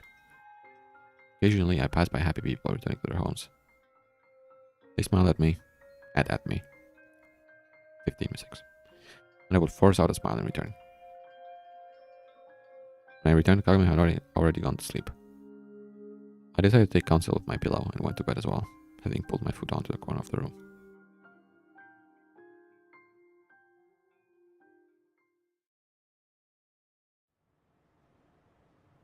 This evening had seemingly exhausted me completely, but I couldn't fall asleep for all the good in the world. Kagome lay quietly. I listened to the silence but couldn't even hear her breathing. So, the sudden encounter with Himitsu had ruined all my plans for a peaceful life that had seemed to start to take shape. I couldn't really blame Kagome or believe she'd overreacted. You couldn't really? You can't at all. Not even in your wildest dreams can you blame her. If it was any other person in Himitsu's place, a friend or stranger that could theoretically pose a threat to us, I would have been the first to rush and pack our suitcases. So, were my attempts to justify Himitsu irrational, even harmful? Of course, it didn't necessarily mean she'd immediately run off and tell her father everything, or report to the corporation. And of course, it didn't mean that we'd immediately be found, captured, tortured, or killed. But the number of assumptions was impermissibly high. Was I prepared to put Kagome at risk just to protect not even Himitsu? No. My belief in Himitsu's loyalty and common sense? So what if I would end up right when the risk of failure was so high? Kagome wanted to leave. We had to leave in the morning. I tossed and turned for at least another hour. I was about to fall asleep when I suddenly heard unfamiliar voices downstairs. Someone seemed to be loudly arguing with the landlady in the lobby. I pushed myself up and listened in. It was hard to make out the details, but it seemed that the late guest had spelled out my surname several times, very clearly. Anokin. I froze, as if that would save me from what was coming. But how could they have gotten here so quickly? Even if Himitsu had run straight home, called her father, we immediately informed the corporation. No, there was no time to think. I shook Kagome a few times, but she wasn't in a hurry to wake up. Then I jerked her up from the futon. We've got to run, now. What's happening, Nico-san? Byaku-sama passed me with sleepy eyes. They've come for us. They're downstairs. Thank God we had all the essentials, documents, and money in a small bag in order to ensure a swift escape if we needed. I hoped there would be no need for it, but life once again had other plans. Nico-san, Apparently, Kagome finally started to understand what was happening. We're leaving, quietly. We snuck to the second staircase and took the back exit. It was locked, the old hotel had one. I only noticed that Kagome was still wearing her yukata once we got outside. I noticed my glance and frowned. What was so urgent I couldn't even change my clothes? I'll tell you on the way. We were walking quickly, but not running, while trying to remain in the shadows. Even at night, at night, you mean? 16 mistakes.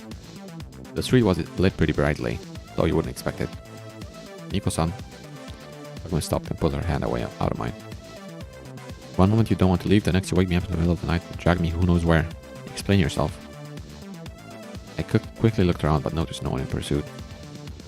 You were right, about Himitsu. You were right. I heard someone ask the landlady about me on the ground floor. About you? Kagome's face dropped. She finally understood how serious the situation was. I heard them say my surname a few times, but thought it was just a courtesy visit. Whatever it was, I don't intend to stick around to find out what they need from me. It was painful for me to acknowledge that Himitsu really had turned us in, but I was even more surprised by how quickly the corporation reacted. Do they have agents in every Japanese backwater or what? So, they found us after all. She sighed in resignation. You can scold me later. Right now we need to get to the station and find out at when the earliest train would be there. Okay, so when you need? 17:06. Maybe over to the sea or... No, Nico-san. I said quietly, lowering her head. What do you mean no? We aren't going to run and hide anymore. Then what are we going to do? I asked, confused. They found us here, they'll find us anywhere. It was Himitsu. You were right. It's not just about her. Do you really want to hide your entire life?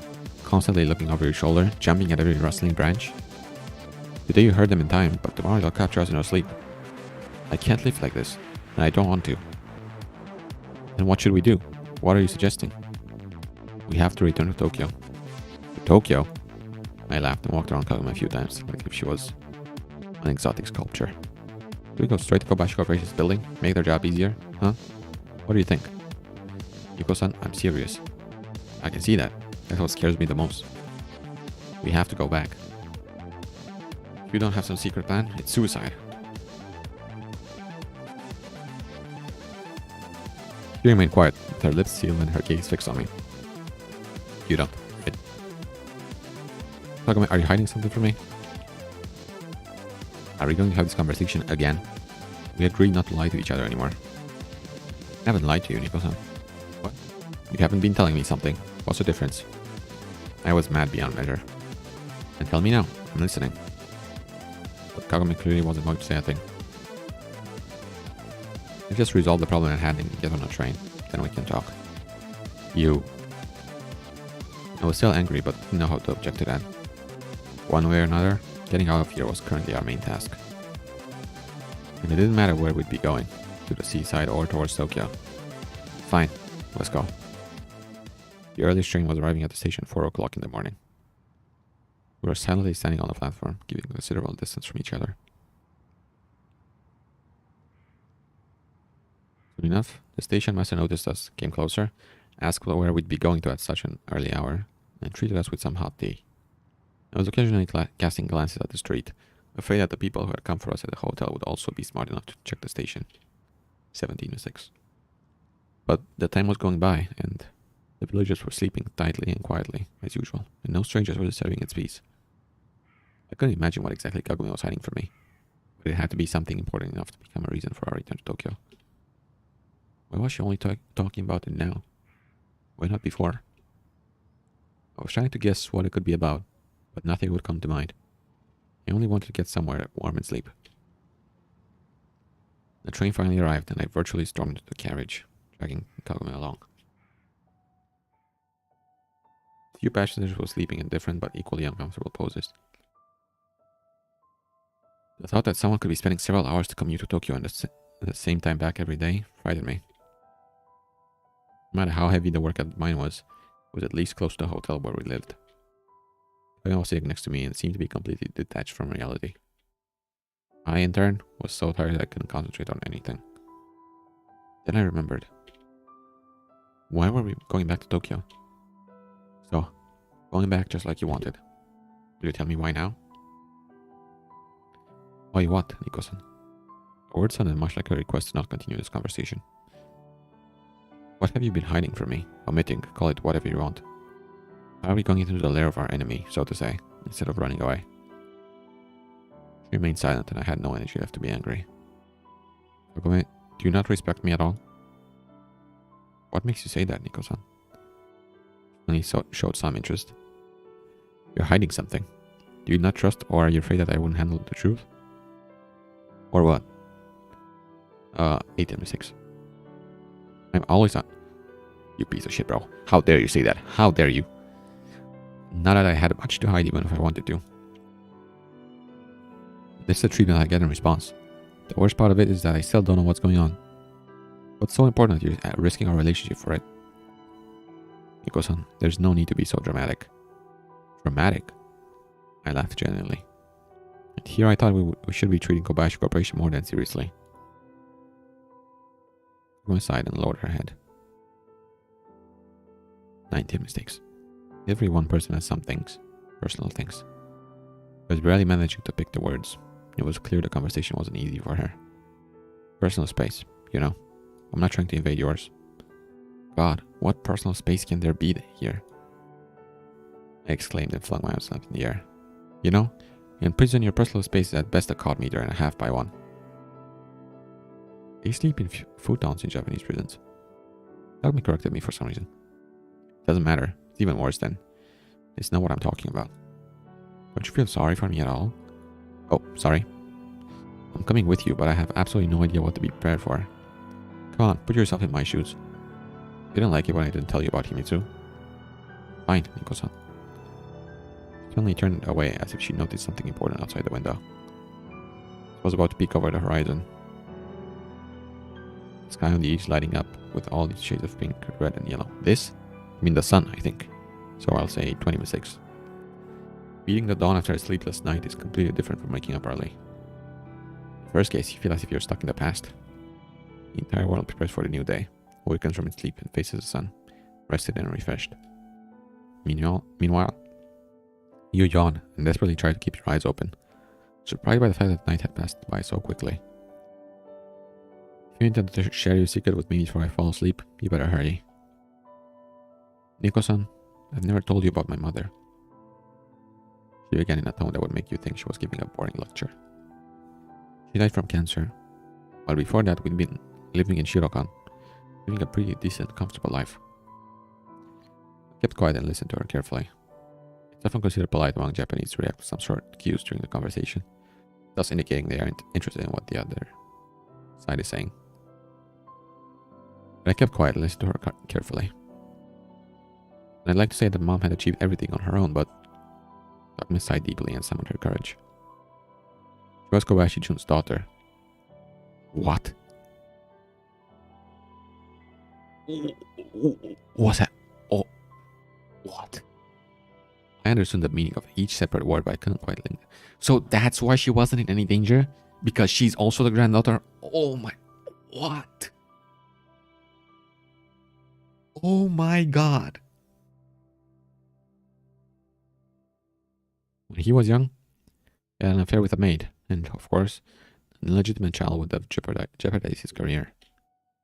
I wasn't supposed to know about it, 21-6, but when my mother was dying, she decided to tell me the truth. How was I supposed to react to this?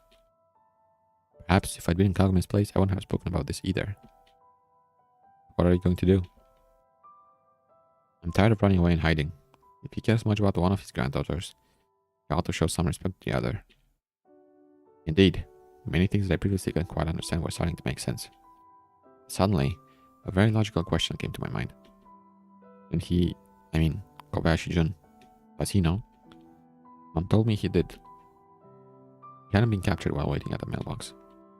Had been allowed to freely leave Tokyo. I suddenly recalled a plethora of other situations when we just got unlucky. Oh, it seemed that the old Kobayashi was protecting his second granddaughter after all, in his own way. This is too unexpected.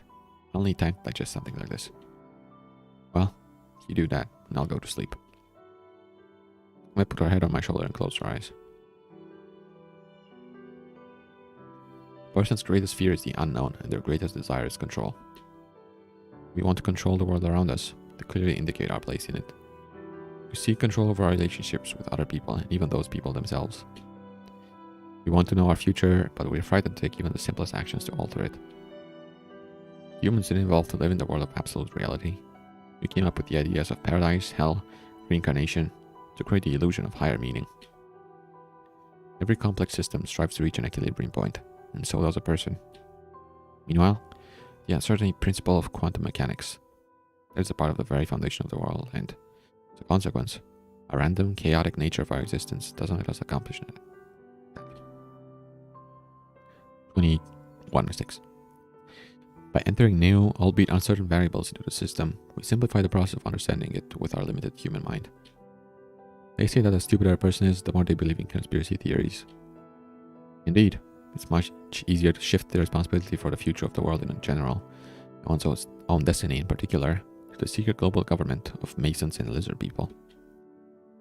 And all the mistakes and problems that inevitably accompany each of us on the path of life can be explained by the actions of a certain agent, whoever it might be, just not the person themselves. It's scary to know that everything doesn't happen according to some clear, even if sinister plan, only thanks to the actions of people like you. Nobody in their right mind would take control over a nuclear reactor without having the required knowledge and experience. Humans evolved to trust their kinsmen.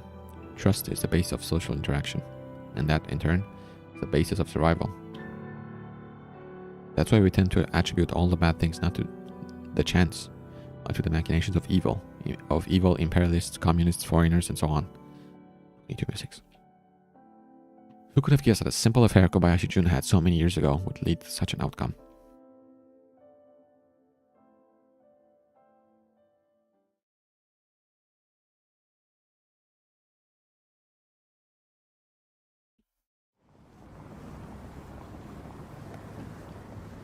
It hadn't been that long since we left Tokyo, but when I walked out onto the platform of the capital's railway station, it seemed to me that the city had changed. Maybe it was because it got noticeably colder than before. Winter was persistently knocking at the season's door. Of course, in this part of Japan, winters weren't as severe as in Russia, so the weather would be more or less the same for the next few months, maybe excluding a few rare frosts. We reached my district by the subway. 23 mistakes. Naturally, I wasn't going to go back home, but Kagome desperately wanted to see her grandfather. So, we're in Tokyo again. What next? I have to save my dad. He came closer and looked me in the eyes pleadingly. Nico-san, I tried to live on, thinking it was all over, that my father was gone. I clung on to you, my feelings for you. But it's not right. Even if it hadn't been for your redhead friend, they would have found us sooner or later anyway. We can't hide from Kobayashi Corporation anywhere. Even if we could, do you really want to live your life like that? Yesterday you talked about children. Do you want our children to grow up in constant fear? I had nothing to say against her heartfelt monologue. We just left. I didn't say anything. Okay. Oh, sorry. Again. Last time, Kyosuke had reported that Moriyuki-san was doing well, but of course, Kagome wasn't satisfied with that. My phone was most likely tapped, but Kagome remained adamant. Called her grandfather from a telephone box. Do you remember the place we'd meet when I was little? Something like a secret cipher that only the two of them knew. You really think Moriyuki-san won't be followed? Even if he is. He responded as if I'd upset her. If Kobayashi-jun ever wanted to hurt me, he had every opportunity and plenty of time to do so. Why didn't you talk to him when you found out? I mean, from your mother. I finally summoned the courage to ask her, even though I was sure it wasn't the most fun topic for Kagome. I was right. He wasn't burning with desire to contact me himself, even though he knew we were related. He knew how my mom had suffered. Indeed, that day at the Kobayashi Corporation building, I had been the only one invited to meet him. It had seemed strange to me even then. I could understand his situation, but even when Mom died...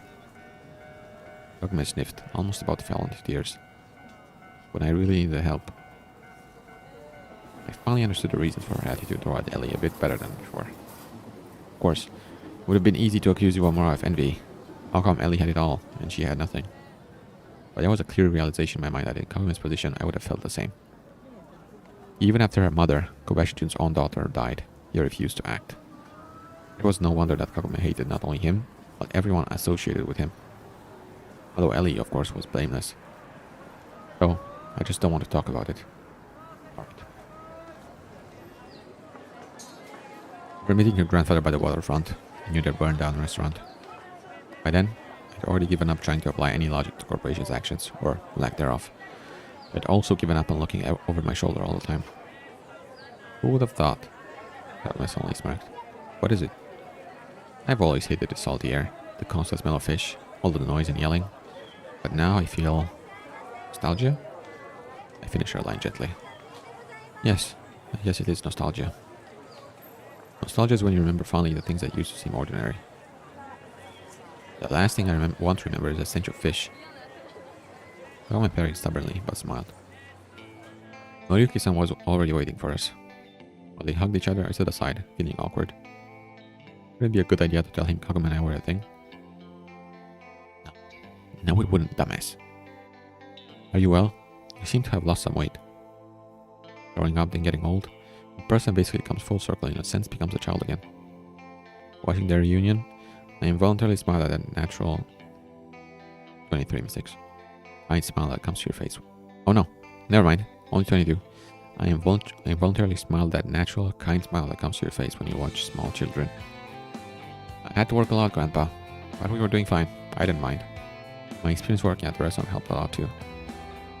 Nico-kun. Released Kagome from his embrace and turned to me. I am very grateful that you've been taking care of my granddaughter. He gave me a low bow. No, it's fine. Don't. I felt awkward. How have you been, Grandpa? Pretty well, thank God. Yosuke-kun helped me a lot too. He looked at me apologetically and smiled. Here, take this. He handed Kagome a pretty weighty bundle. What? No, I can't accept this. After buying that yukata, we could definitely use some money. I didn't know how much Tokyo hodos cost, but they would obviously be more expensive than a room in a mining village hundreds of kilometers away from the capital. Take it, I whispered quietly. Kagome immediately turned to me and exclaimed, Nico-san, how could we do that? Nico-kun is right. You too could use the money. He changed his approach and handed the package over to me. I quickly put it in my pocket, trying to ignore Kagume's angry look. You what? You didn't bow to him? You didn't say thank you? Oh. Put it in your pocket. Kill me. Grandpa, where did you get so much money? I remember I had the deposit in the bank. There's no joy in getting old. We forget everything. But we can't keep hiding forever. We'll return to Tokyo too. Kagome stopped mid-word, as if something made her lose her train of thought. I think it's time for me to finally clear things up with Kobayashi-jun and get my dad back. We'd never discussed this, but Mom... Suddenly he went quiet and cast a quick glance at me, as if looking for support. I've told Nico-san. Suddenly, Kagome left. How could I hide it from him after everything we've been through? Grandpa, you know my mother was really Kobayashi-jun's daughter, right? With those words, Mariki-san kept smiling, not even batting an eye. It was clear he had no idea what Kagome was talking about. So you didn't? Kagome-chan, what are you talking about? Yuno-san.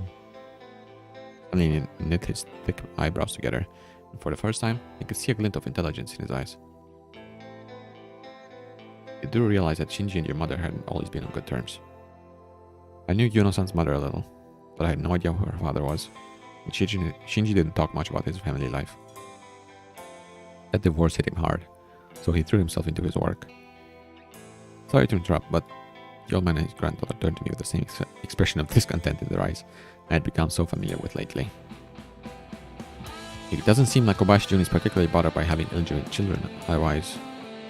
I stopped, because what I was about to say was probably very insensitive.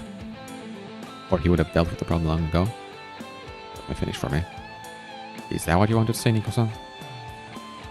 I didn't respond, but averted my gaze in embarrassment. But Kagome-chan, what are you going to do next? Where are you going to live? I'll call you myself tomorrow, at more or less the same time. But...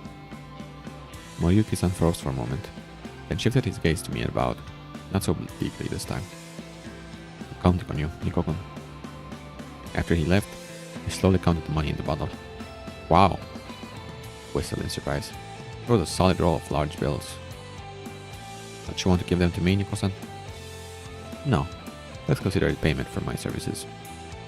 What services? My services, you know. Kagome was about to express her indignation, but said nothing in the end. Alright, it's going to get dark soon. We've got to find a safe place to sleep.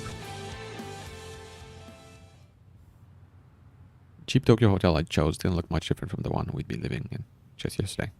Here you have a bed. They had something. Yes, it looked a bit newer, but mostly followed the same budget-friendly style. Maybe you should have gotten a room somewhere fancy with Moriki-san's money. You weren't as likely to look for us there. Besides, why not enjoy a little luxury before death? Kagome entered the room, gave it an examining look, and sat on the bed. So, what made you choose this room? She asked playfully, patting the invitingly bouncy mattress. I wasn't even thinking about that. Fine. First, I need to change. Kagome did indeed stand out, but yukata isn't exactly something you wear daily. Oh, yeah, of course. So, what are you waiting for? What am I waiting for? Got the money. Right, sorry. Kagome went to a clothing store by herself. I just asked her not to go too far from the hotel. Meanwhile, I had to think things through. I hadn't stopped Kagome from coming to Tokyo, but I also couldn't let her go alone. What were we supposed to do next? Obviously, she could no longer fight her desire to save her father no matter what. After that failed attempt at blackmail, we had no other ways to influence the corporation. And to be frank, I doubted more and more with each passing day that Akira Shinji was still alive. How do you have the same clothes, bro? I didn't know what Kagome used to wear before when she was living with her mother, but she bought more or less the same clothes she'd been wearing. A pair of jeans and a simple sweater. And a shirt. At least she wouldn't stand out in a crowd. But I was already got 23 mistakes now. What took you so long? I was worried. Nico-san, I am a woman, you know. Yeah, right. I smirked, giving a meaningful look to the clothes she'd bought. Kagome threw a bag at me, the yukata falling out of it, and threw herself onto the bed. I waited for her to calm down. Maybe now you'll tell me your plan? While she was shopping, I'd been desperately trying to come up with something, but to no avail. As far as being forced to resolve one of the Millennium Challenges, I, a simple-minded straight C student, I seem to have hit an impenetrable wall. If you have one, of course. She grinned and looked like she had already personally brought Kobayashi-jun to court. You think I'm as reckless as you are, Nico-san? I think you shouldn't forget that by kidnapping Ellie, you made the old man choose which of his granddaughters matters more to him. Ellie's facial expression immediately changed and she grit her teeth. He made his choice long ago. Exactly my point. So, you want to say I dropped everything and came back to Tokyo without having thought what I'll be doing here? Well, we had a good reason to drop everything. Although, I really did believe Kagome had been acting on emotion. Deep down, she must have been sure Kobayashi-jun wouldn't hurt her. I wanted to believe that when we were hiding in that village, she'd been thinking of my safety first. All we've really done so far is exchange one hotel for another. This one closer to Kobayashi Corporation's office. Kagome said nothing, covered herself with a blanket and turned away. You really don't know what to do next. There's nothing wrong with that. You can talk to me. She didn't like showing her weaknesses. No matter how you looked at it, having no plan was one. If we think it through together, we'll definitely come up with something. In reality, I didn't even believe that myself. Nico-kun, if you have nothing to say, it's better to say nothing. She grumbled without turning around. I could understand about her condition, at least I want to think so. But this kind of reaction to everything I said was starting to get on my nerves. You're acting like it's all my fault. Isn't it? Who decided I shouldn't know your red-headed friend was going to that festival? I told you. Kimitsu said she wouldn't go. Kimitsu said, huh. Who's more important to you, her or me? Kagome, please don't start this again. I walked to the window and looked outside, more for the sake of it than because I really hoped to see something there. What, are you looking for her? I loudly clicked my tongue, putting all my frustration into the sound. I'm not keeping you here, Nico-san. Enough already, I shouted, no longer able to deal with her unprovoked attacks. Surprisingly enough, the whole time we'd been living in the village, we'd never had a serious fight. I couldn't even recall any small ones. It took only 12 hours in Tokyo for Kagome to start treating me like a public enemy. Stop venting your anger on me. If you told me earlier that Kobayashi Jun's granddaughter, maybe you wouldn't be in this situation in the first place. What situation? Kagome asked snidely. Finally turned to me and threw the blanket off. No longer happy I came into your life, huh? You probably would have preferred to stay with your Himitsu and not have to deal with all these extra problems. And you only slept with me because there was no one better around. I was about to get offended and object, but then I realized that there was actually some truth to Kagome's words. Meeting her had really put an end to my silly, peaceful, and even boring life.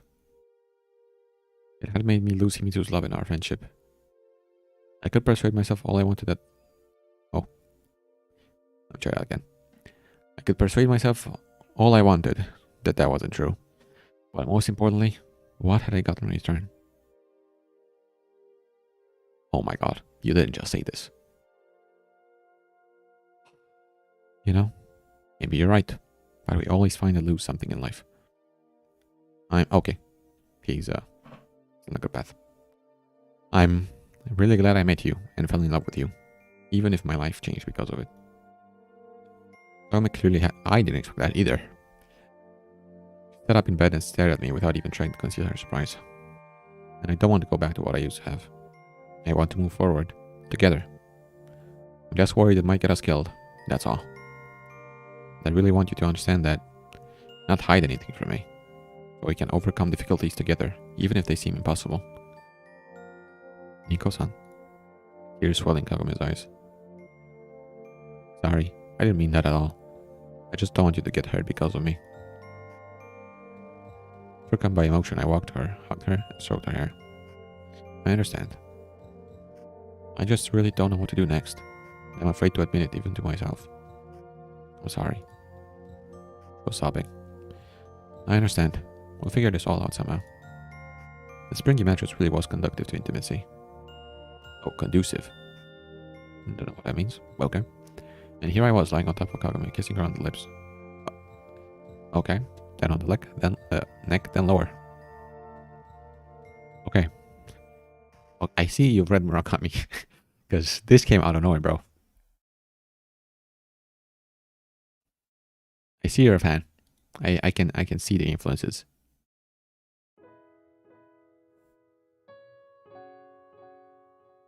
Lately, I was too often haunted by the feeling of helplessness. Except Murakami's protagonists aren't this garbage.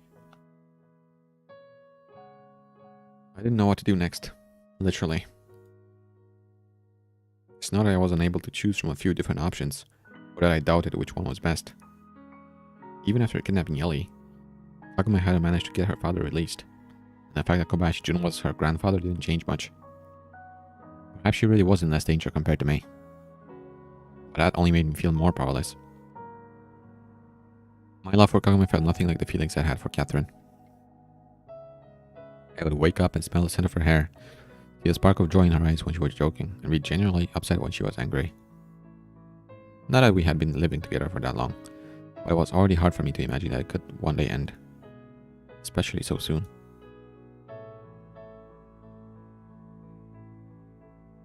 When I woke up, Kagome wasn't there. There was no point in panicking right away. Who knew why she might have stepped out? The sun had only begun to rise above the horizon. I tossed and turned in bed, yawned a few times and then got up. In my half-asleep state, the hotel room seemed strange, and I thought I didn't want to stay here for long. I was about to go clean up and brush my teeth when Kagome returned. Good morning. However, her grim expression made me refrain from a kiss. Did something happen? No. Why would you think that? Where have you been? Just wanted to unwind. Unwind? I repeated, trying to figure out what she was thinking. But Kagome was unreadable. Nico-san, I'm sorry. I forgot it was time for breakfast. It's alright. No worries. Good then. I'll go get us something. She responded without much interest. It's just... money? Oh, right. Sure. I took a few bills out of the wallet without looking and handed them to her. Clearly much more than was needed for a normal breakfast. Something seemed to have changed in Kagome overnight. While she was out buying food, I was spiraling into my own thoughts, trying to understand what exactly. No avail, though. Eventually, she came back with a bag of snacks and a couple of sodas. Not that I expected a feast, but usually Kagome cooked herself instead of buying stuff from vending machines. Is anything wrong, Nico-san? You noticed my confused expression. Well, no. Everything's fine. We ate in silence. I avoided looking at Kagome while trying to figure out what I had done wrong this time. What are your plans for the day, Nico-san? My plans? Asked her, puzzled, and even smirked slightly in surprise. What are yours? I, for some reason, thought we had a few problems to deal with. Yes, of course. Said again in a tone that sounded like it had nothing to do with her at all. It's a pity you've given up. I tried to get a reaction. I haven't given up, Nico-san. But to no effect. I knew coming back to Tokyo was a bad idea. I grumbled. Kagome finally showed signs of life. What, so rescuing my father is a bad idea, you think? Well, what are you doing to rescue him? I'm 100% with you on that, but so far... Grabbed a pack of chips, fidgeted with it, then threw it back. We're sitting in this crummy hotel eating this, and you're acting like it should be this way. You'd really have to come back to Tokyo for this. Calm down, Nico-san. Kagome replied coldly. In truth, I was more worried about her indifference than anything else. It seemed that after the last night something changed, and I was the one to blame for it. Kagome no longer saw a future for our relationship. But I just didn't know how to express it clearly, without shouting and swearing. You know, I never felt like I was second fiddle before, but, I mean... I sighed deeply to summon my courage. You kidnapped Ellie and I was presented with a fait accompli. You returned to Tokyo and again made it a fait accompli. I know what it means, but it looks French to me, so I read it with like a French pronunciation. I'm not used to being led around like this. Kagome wasn't saying anything, just kept carefully straightening a wrapper. Fine, that's not even the main problem. If there's something you're thinking, share it with me. Otherwise, it's fatalism, apathy, whatever you want to call it.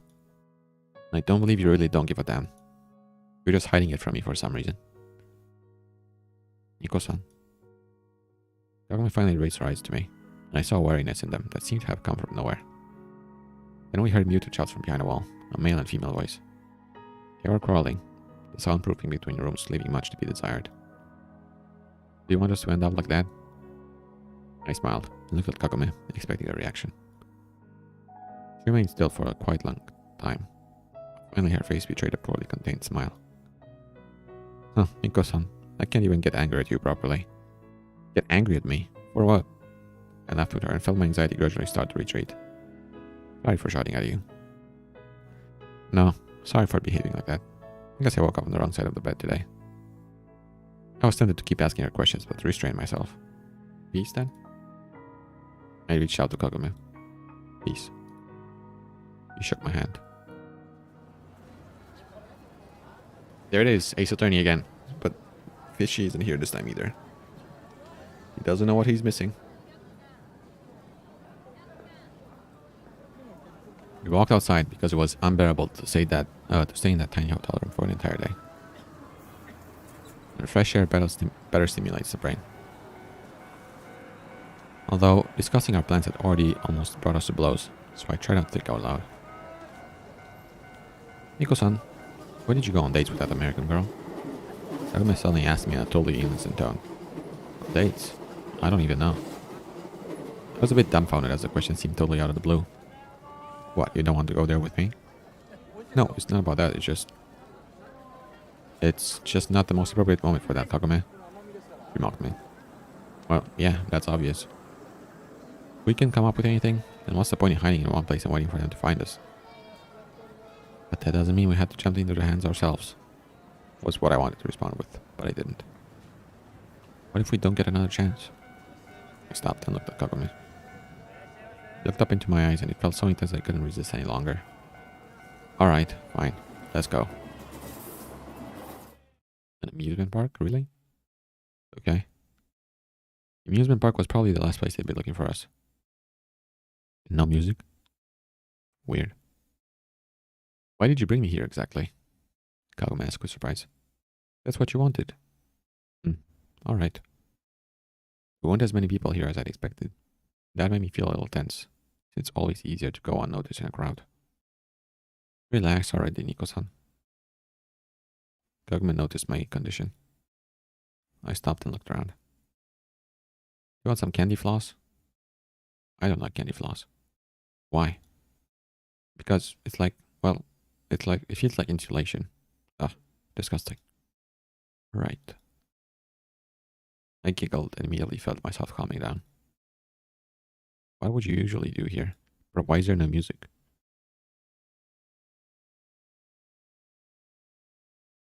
Have you never been to an amusement park? No. Kagome replied even too innocently and sincerely. Well, for example, there's a Ferris wheel. I waved in the direction of the wheel. Come on, that looks like something for kids. Are you afraid of heights? I teased her. Not at all. All right. I decided not to torture her any longer. There's a ghost house. Going there with Himitsu wouldn't be a good idea. That's boring. Do you want to shoot at targets from a rifle? I don't know how. Well, finally, something you can't do. I flung my arms up in the air and dropped down onto a bench nearby.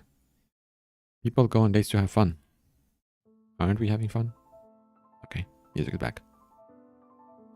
Kagome was doing everything wrong, and I began to doubt whether she really knew how to spend time with someone she loved apart from fighting for each other's lives. You don't like it here? No, I do. Sat down next to me and took me by the hand. It's very peaceful here. A clown walked past and blew his horn right into my face. Clowns. I could never understand why they show them to children. Kagome laughed and helped my hand tighter. I think we're at 26 maybe? Something like that. 25, I'm not sure. I'll say 26. Maybe we just come here too early when everything's over. Yes. Oh, sorry, let me read it again. Maybe we just come here too early when everything's over. Yes, when everything's over. I pulled Kagome to me and kissed her gently. Suddenly, it as if like we were the only people alive in a world of the dead. 27. Asked if we were in a zombie movie and had barricaded ourselves in a basement against the hordes of undead. Or was standing on the edge of a cliff and waiting in resignation for the monster to throw us into the abyss. This feeling of hopelessness was fueling my desire to achieve mental unity with Kagome. I wanted us to be close not only physically, but also spiritually. That seemed to be the only way I could find some sort of integrity and feel safe. Kagome responded to the kiss, but she was sluggish and reluctant, as if she were completely exhausted and had no strength left for intimacy. Maybe we should go away? Away, Nico-san? I mean, from Tokyo. Let's return to that village. He wouldn't look for us there again. And let them hold my father hostage? I sighed heavily and lowered my head. The light breeze was setting a chewing gum wrapper somewhere on its wings. I really want to help your father, but we should think about ourselves too. About our life and our future. I won't be able to live with the guilt of just leaving him behind. But I involuntarily grimaced and turned away, pretending to look at something in the distance. Kagume's feelings were understandable, and it only hurt our relationship if I tried to argue her head down. But I couldn't just sit and wait for God knows what. So, I stood up and paced around in front of the bench. Nico-san, you don't have to go through all this with me, she said quietly. No way. You can't jump from a ship into the sea. Is that how it goes? I tried to recall a Japanese proverb. Nico-san, I'm already grateful you're trying. That's something I can never understand. What's the point of participating if the other team wins? You know, we have a saying. You can't put thank you on a bread like it's butter. Okay? I can't keep myself warm at night without that I tried. But I can keep you warm at night. Oh, sorry. But I can keep you warm at night. Kagome smiled cutely, without any hint of vulgarity. Unfortunately, that won't be enough to save your father. I was tempted to chastise Kagome for talking a lot, but doing nothing. Personally, it didn't seem like something shameful to me to retreat, at least temporarily, given an untenable situation. Plus, no matter how hard I tried, I couldn't experience the tragedy of the situation like she did. It wasn't my father we were talking about. But if we take a step back to take two forward... Kagome jumped off the bench and clung onto me. Nico-san, tomorrow we'll go to corporation's building and tell him that I know everything. He can't just brush aside his own blood. You know it won't work. My arms hung powerlessly along my body, and I turned my head aside as far as I could to avoid looking at her. Then we can go to the police and... Or we can tell the journalist that he had an affair. Kagome, enough. I carefully but insistently pushed her away. Us suffering won't help your father. On the contrary, if we don't upset Kobayashi-jun, over time he might come to his senses and release him. After all, he is his son-in-law. Of course, I didn't believe any of that myself. Obviously, family relations weren't the almighty CEO of Kobayashi Corporation's first priority. I suddenly thought that he could have well found Ellie earlier than she had been. What? I suddenly thought that he could have well found Ellie earlier than she had been. Oh, okay. So, she could have been found earlier. But that was a weird wording. And if that was the case, have you ever read any books by Lem? Who? What does that have to do with anything, Nico-san? Kagome started to get angry. Lem is the best when it comes to describing an extraterrestrial mind. Most sci-fi by other authors, aliens behave very human-like, guided by our logic and morals. But that can't be the case. Think about it. It would be absurd for evolution to follow the same path on different planets. Nico-san. Kagome came at me menacingly. Wait, I'm almost done talking. So, I'm trying to say that Kobayashi-jun is like an alien to us, and we're trying to predict his actions based on our primitive thinking. Basically, at any second he might do something no one could ever expect. 28 mistakes, right? I think. I was quite proud of myself for coming up with a theory like that on the spot.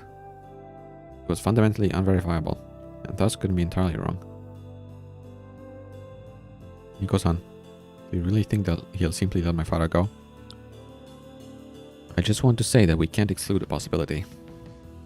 Kagome was looking at me, running more and more. It finally exploded, stamped her foot, turned around, and quickly walked towards the exit of the park. Some date. I mumbled under my breath and ran after her. Kagome was quickly walking in the direction of her hotel. What's wrong now? I caught up and started walking alongside her. Nico-san, you aren't helping at all. You keep just talking nonsense. Kagome was spitting out these words without even looking at me. I don't know what to do. Are you happy now? I just wanted to support you. If that's a crime, it's not a crime. What's wrong then? I want to be alone for now. I understand you have it hard and I respect your right to personal space, but this really isn't the time for it. We have to stay together, and you know that yourself. Kagome said nothing and just quickened her pace.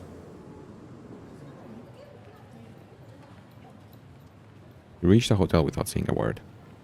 She clearly didn't want to talk, but I simply didn't know what else I could say. It seemed that just yesterday Kagome had been full of hope, and now she was drowning in black melancholy. No matter how I tried, I couldn't find how I was to blame for any of this. October would be over in a day and a half. We were walking through Tokyo drowning in autumn. I was looking at the setting sun, feeling it become more and more like winter. And it wasn't even about the fact that it was getting colder in the city. The sun was lighting the earth at a different angle. The shadows were getting longer and life was becoming slower and more idle. I only wanted to hibernate for half a year. Or so. Wake up in spring and joyfully discover that Kobayashi Corporation no longer cared about us. Kagome's father had been released, and nothing stood between me and Kagome.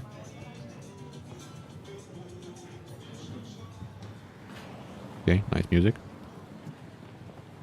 However, some doubts crawled in with those thoughts. Were we even a good match for each other?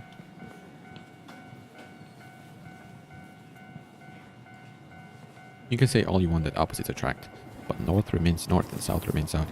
Except not really. The Earth's magnetic poles are changing. 1 second we felt good together, and the next I couldn't understand Kagome at all. It was as if she had been replaced by her evil twin sister. We were walking next to each other, but at the same time, we're a world apart.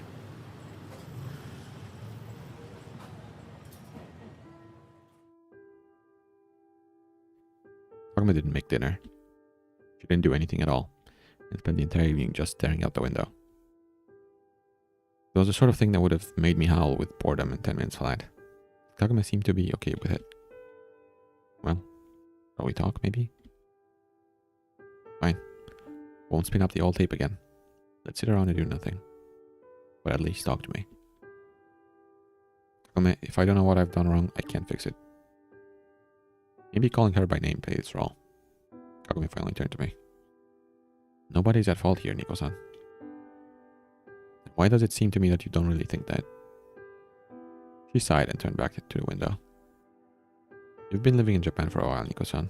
You must understand that the people of the East are more accepting of the inevitability of fate. Fate? I smirked, stood up, and walked around the room like a tiger yet to accept his cage. I've never believed in fate. You have a right not to. And more importantly, what do you mean by that? What is our fate? Nobody can know that beforehand. I don't like hearing that from you. I'd expect it from anyone but you. Why is that? Kagome finally seemed to have taken interest in our conversation. Because you've always fought against your circumstances, and now you sound as if you resigned yourself to them. Well, maybe I have. I had nothing to say to that and just paced faster. A few minutes passed like that. Fine, but then why don't you want to leave? Since you've resigned yourself. Does it really matter where you await your destiny? And it makes even less sense. If you really don't care, you could have met me halfway. In fact, I, of course, didn't believe that Kagome had suddenly stopped caring about everything, ready to accept the fact that nothing depended on her. Fate is full of surprises. Suddenly made a little smile. Even if it is, does it matter where you wait those surprises? Oh, wait for those surprises. Take Kobayashi-jun. A sudden thought came into my mind. There's no way he believed in fate when he was young and getting ahead by effort alone. What do you mean, effort? I'm gonna ask, surprised for some reason. Well, he found a Kobayashi Corporation and he didn't found anything. He interrupted me with clear disdain. He just married well and joined a wealthy family. It happens in Japan, you know. The word shocked me. It wasn't even about the fact that I'd been revealing an inconvenient truth about the almighty head of the corporation, but rather that I could be so mistaken about this man. It really seemed to me at first glance that he was the kind of person that had achieved everything with his own strength. That's why... Your mother? Yes. She replied briefly and looked away. He couldn't acknowledge she was an affair with a maid, not to mention an illegitimate child. He would have lost everything. Isn't this fate, Nico-san? Kagome smiled sadly. Something rumbled outside in the distance. Damn, that scared me. I thought it was here. Thunderstorm at the end of October? Don't you think that's strange?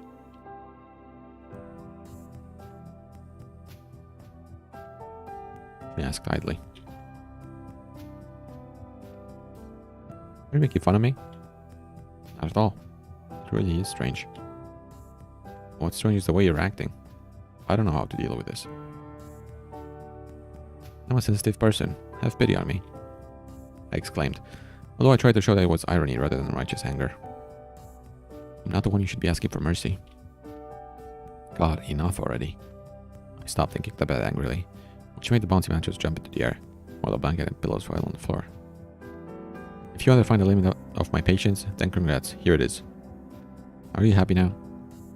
But Kagome kept looking out the window, phlegmatically, deliberately paying no attention to me. Then, I was about to say I'd leave Tokyo alone, but I realized that I wouldn't be able to do it. After everything we'd gone through, ditching Kagome after one fight would be cowardice. Even if I didn't know why she was acting like this.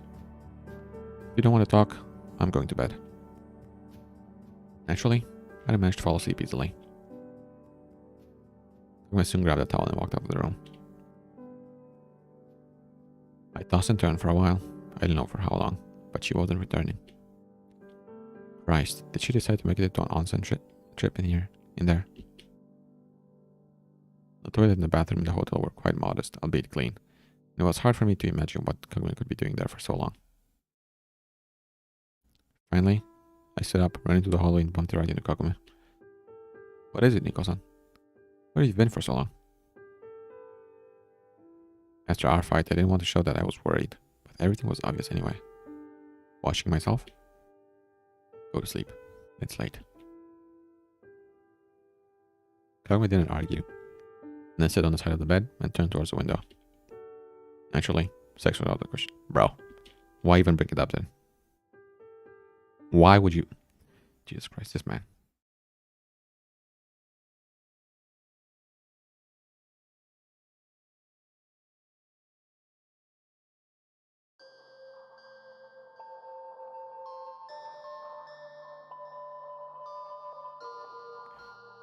Okay. I think I would end it here for now. I thought we would be coming to an ending, but apparently not, bro. Apparently we still have a way to go. So I'll be back later today. That's for sure. But for now, I'll take a break. A couple hours. Need to eat. Need to go grocery shopping. So I have some stuff to do as well. But I'll be back later. Let me save.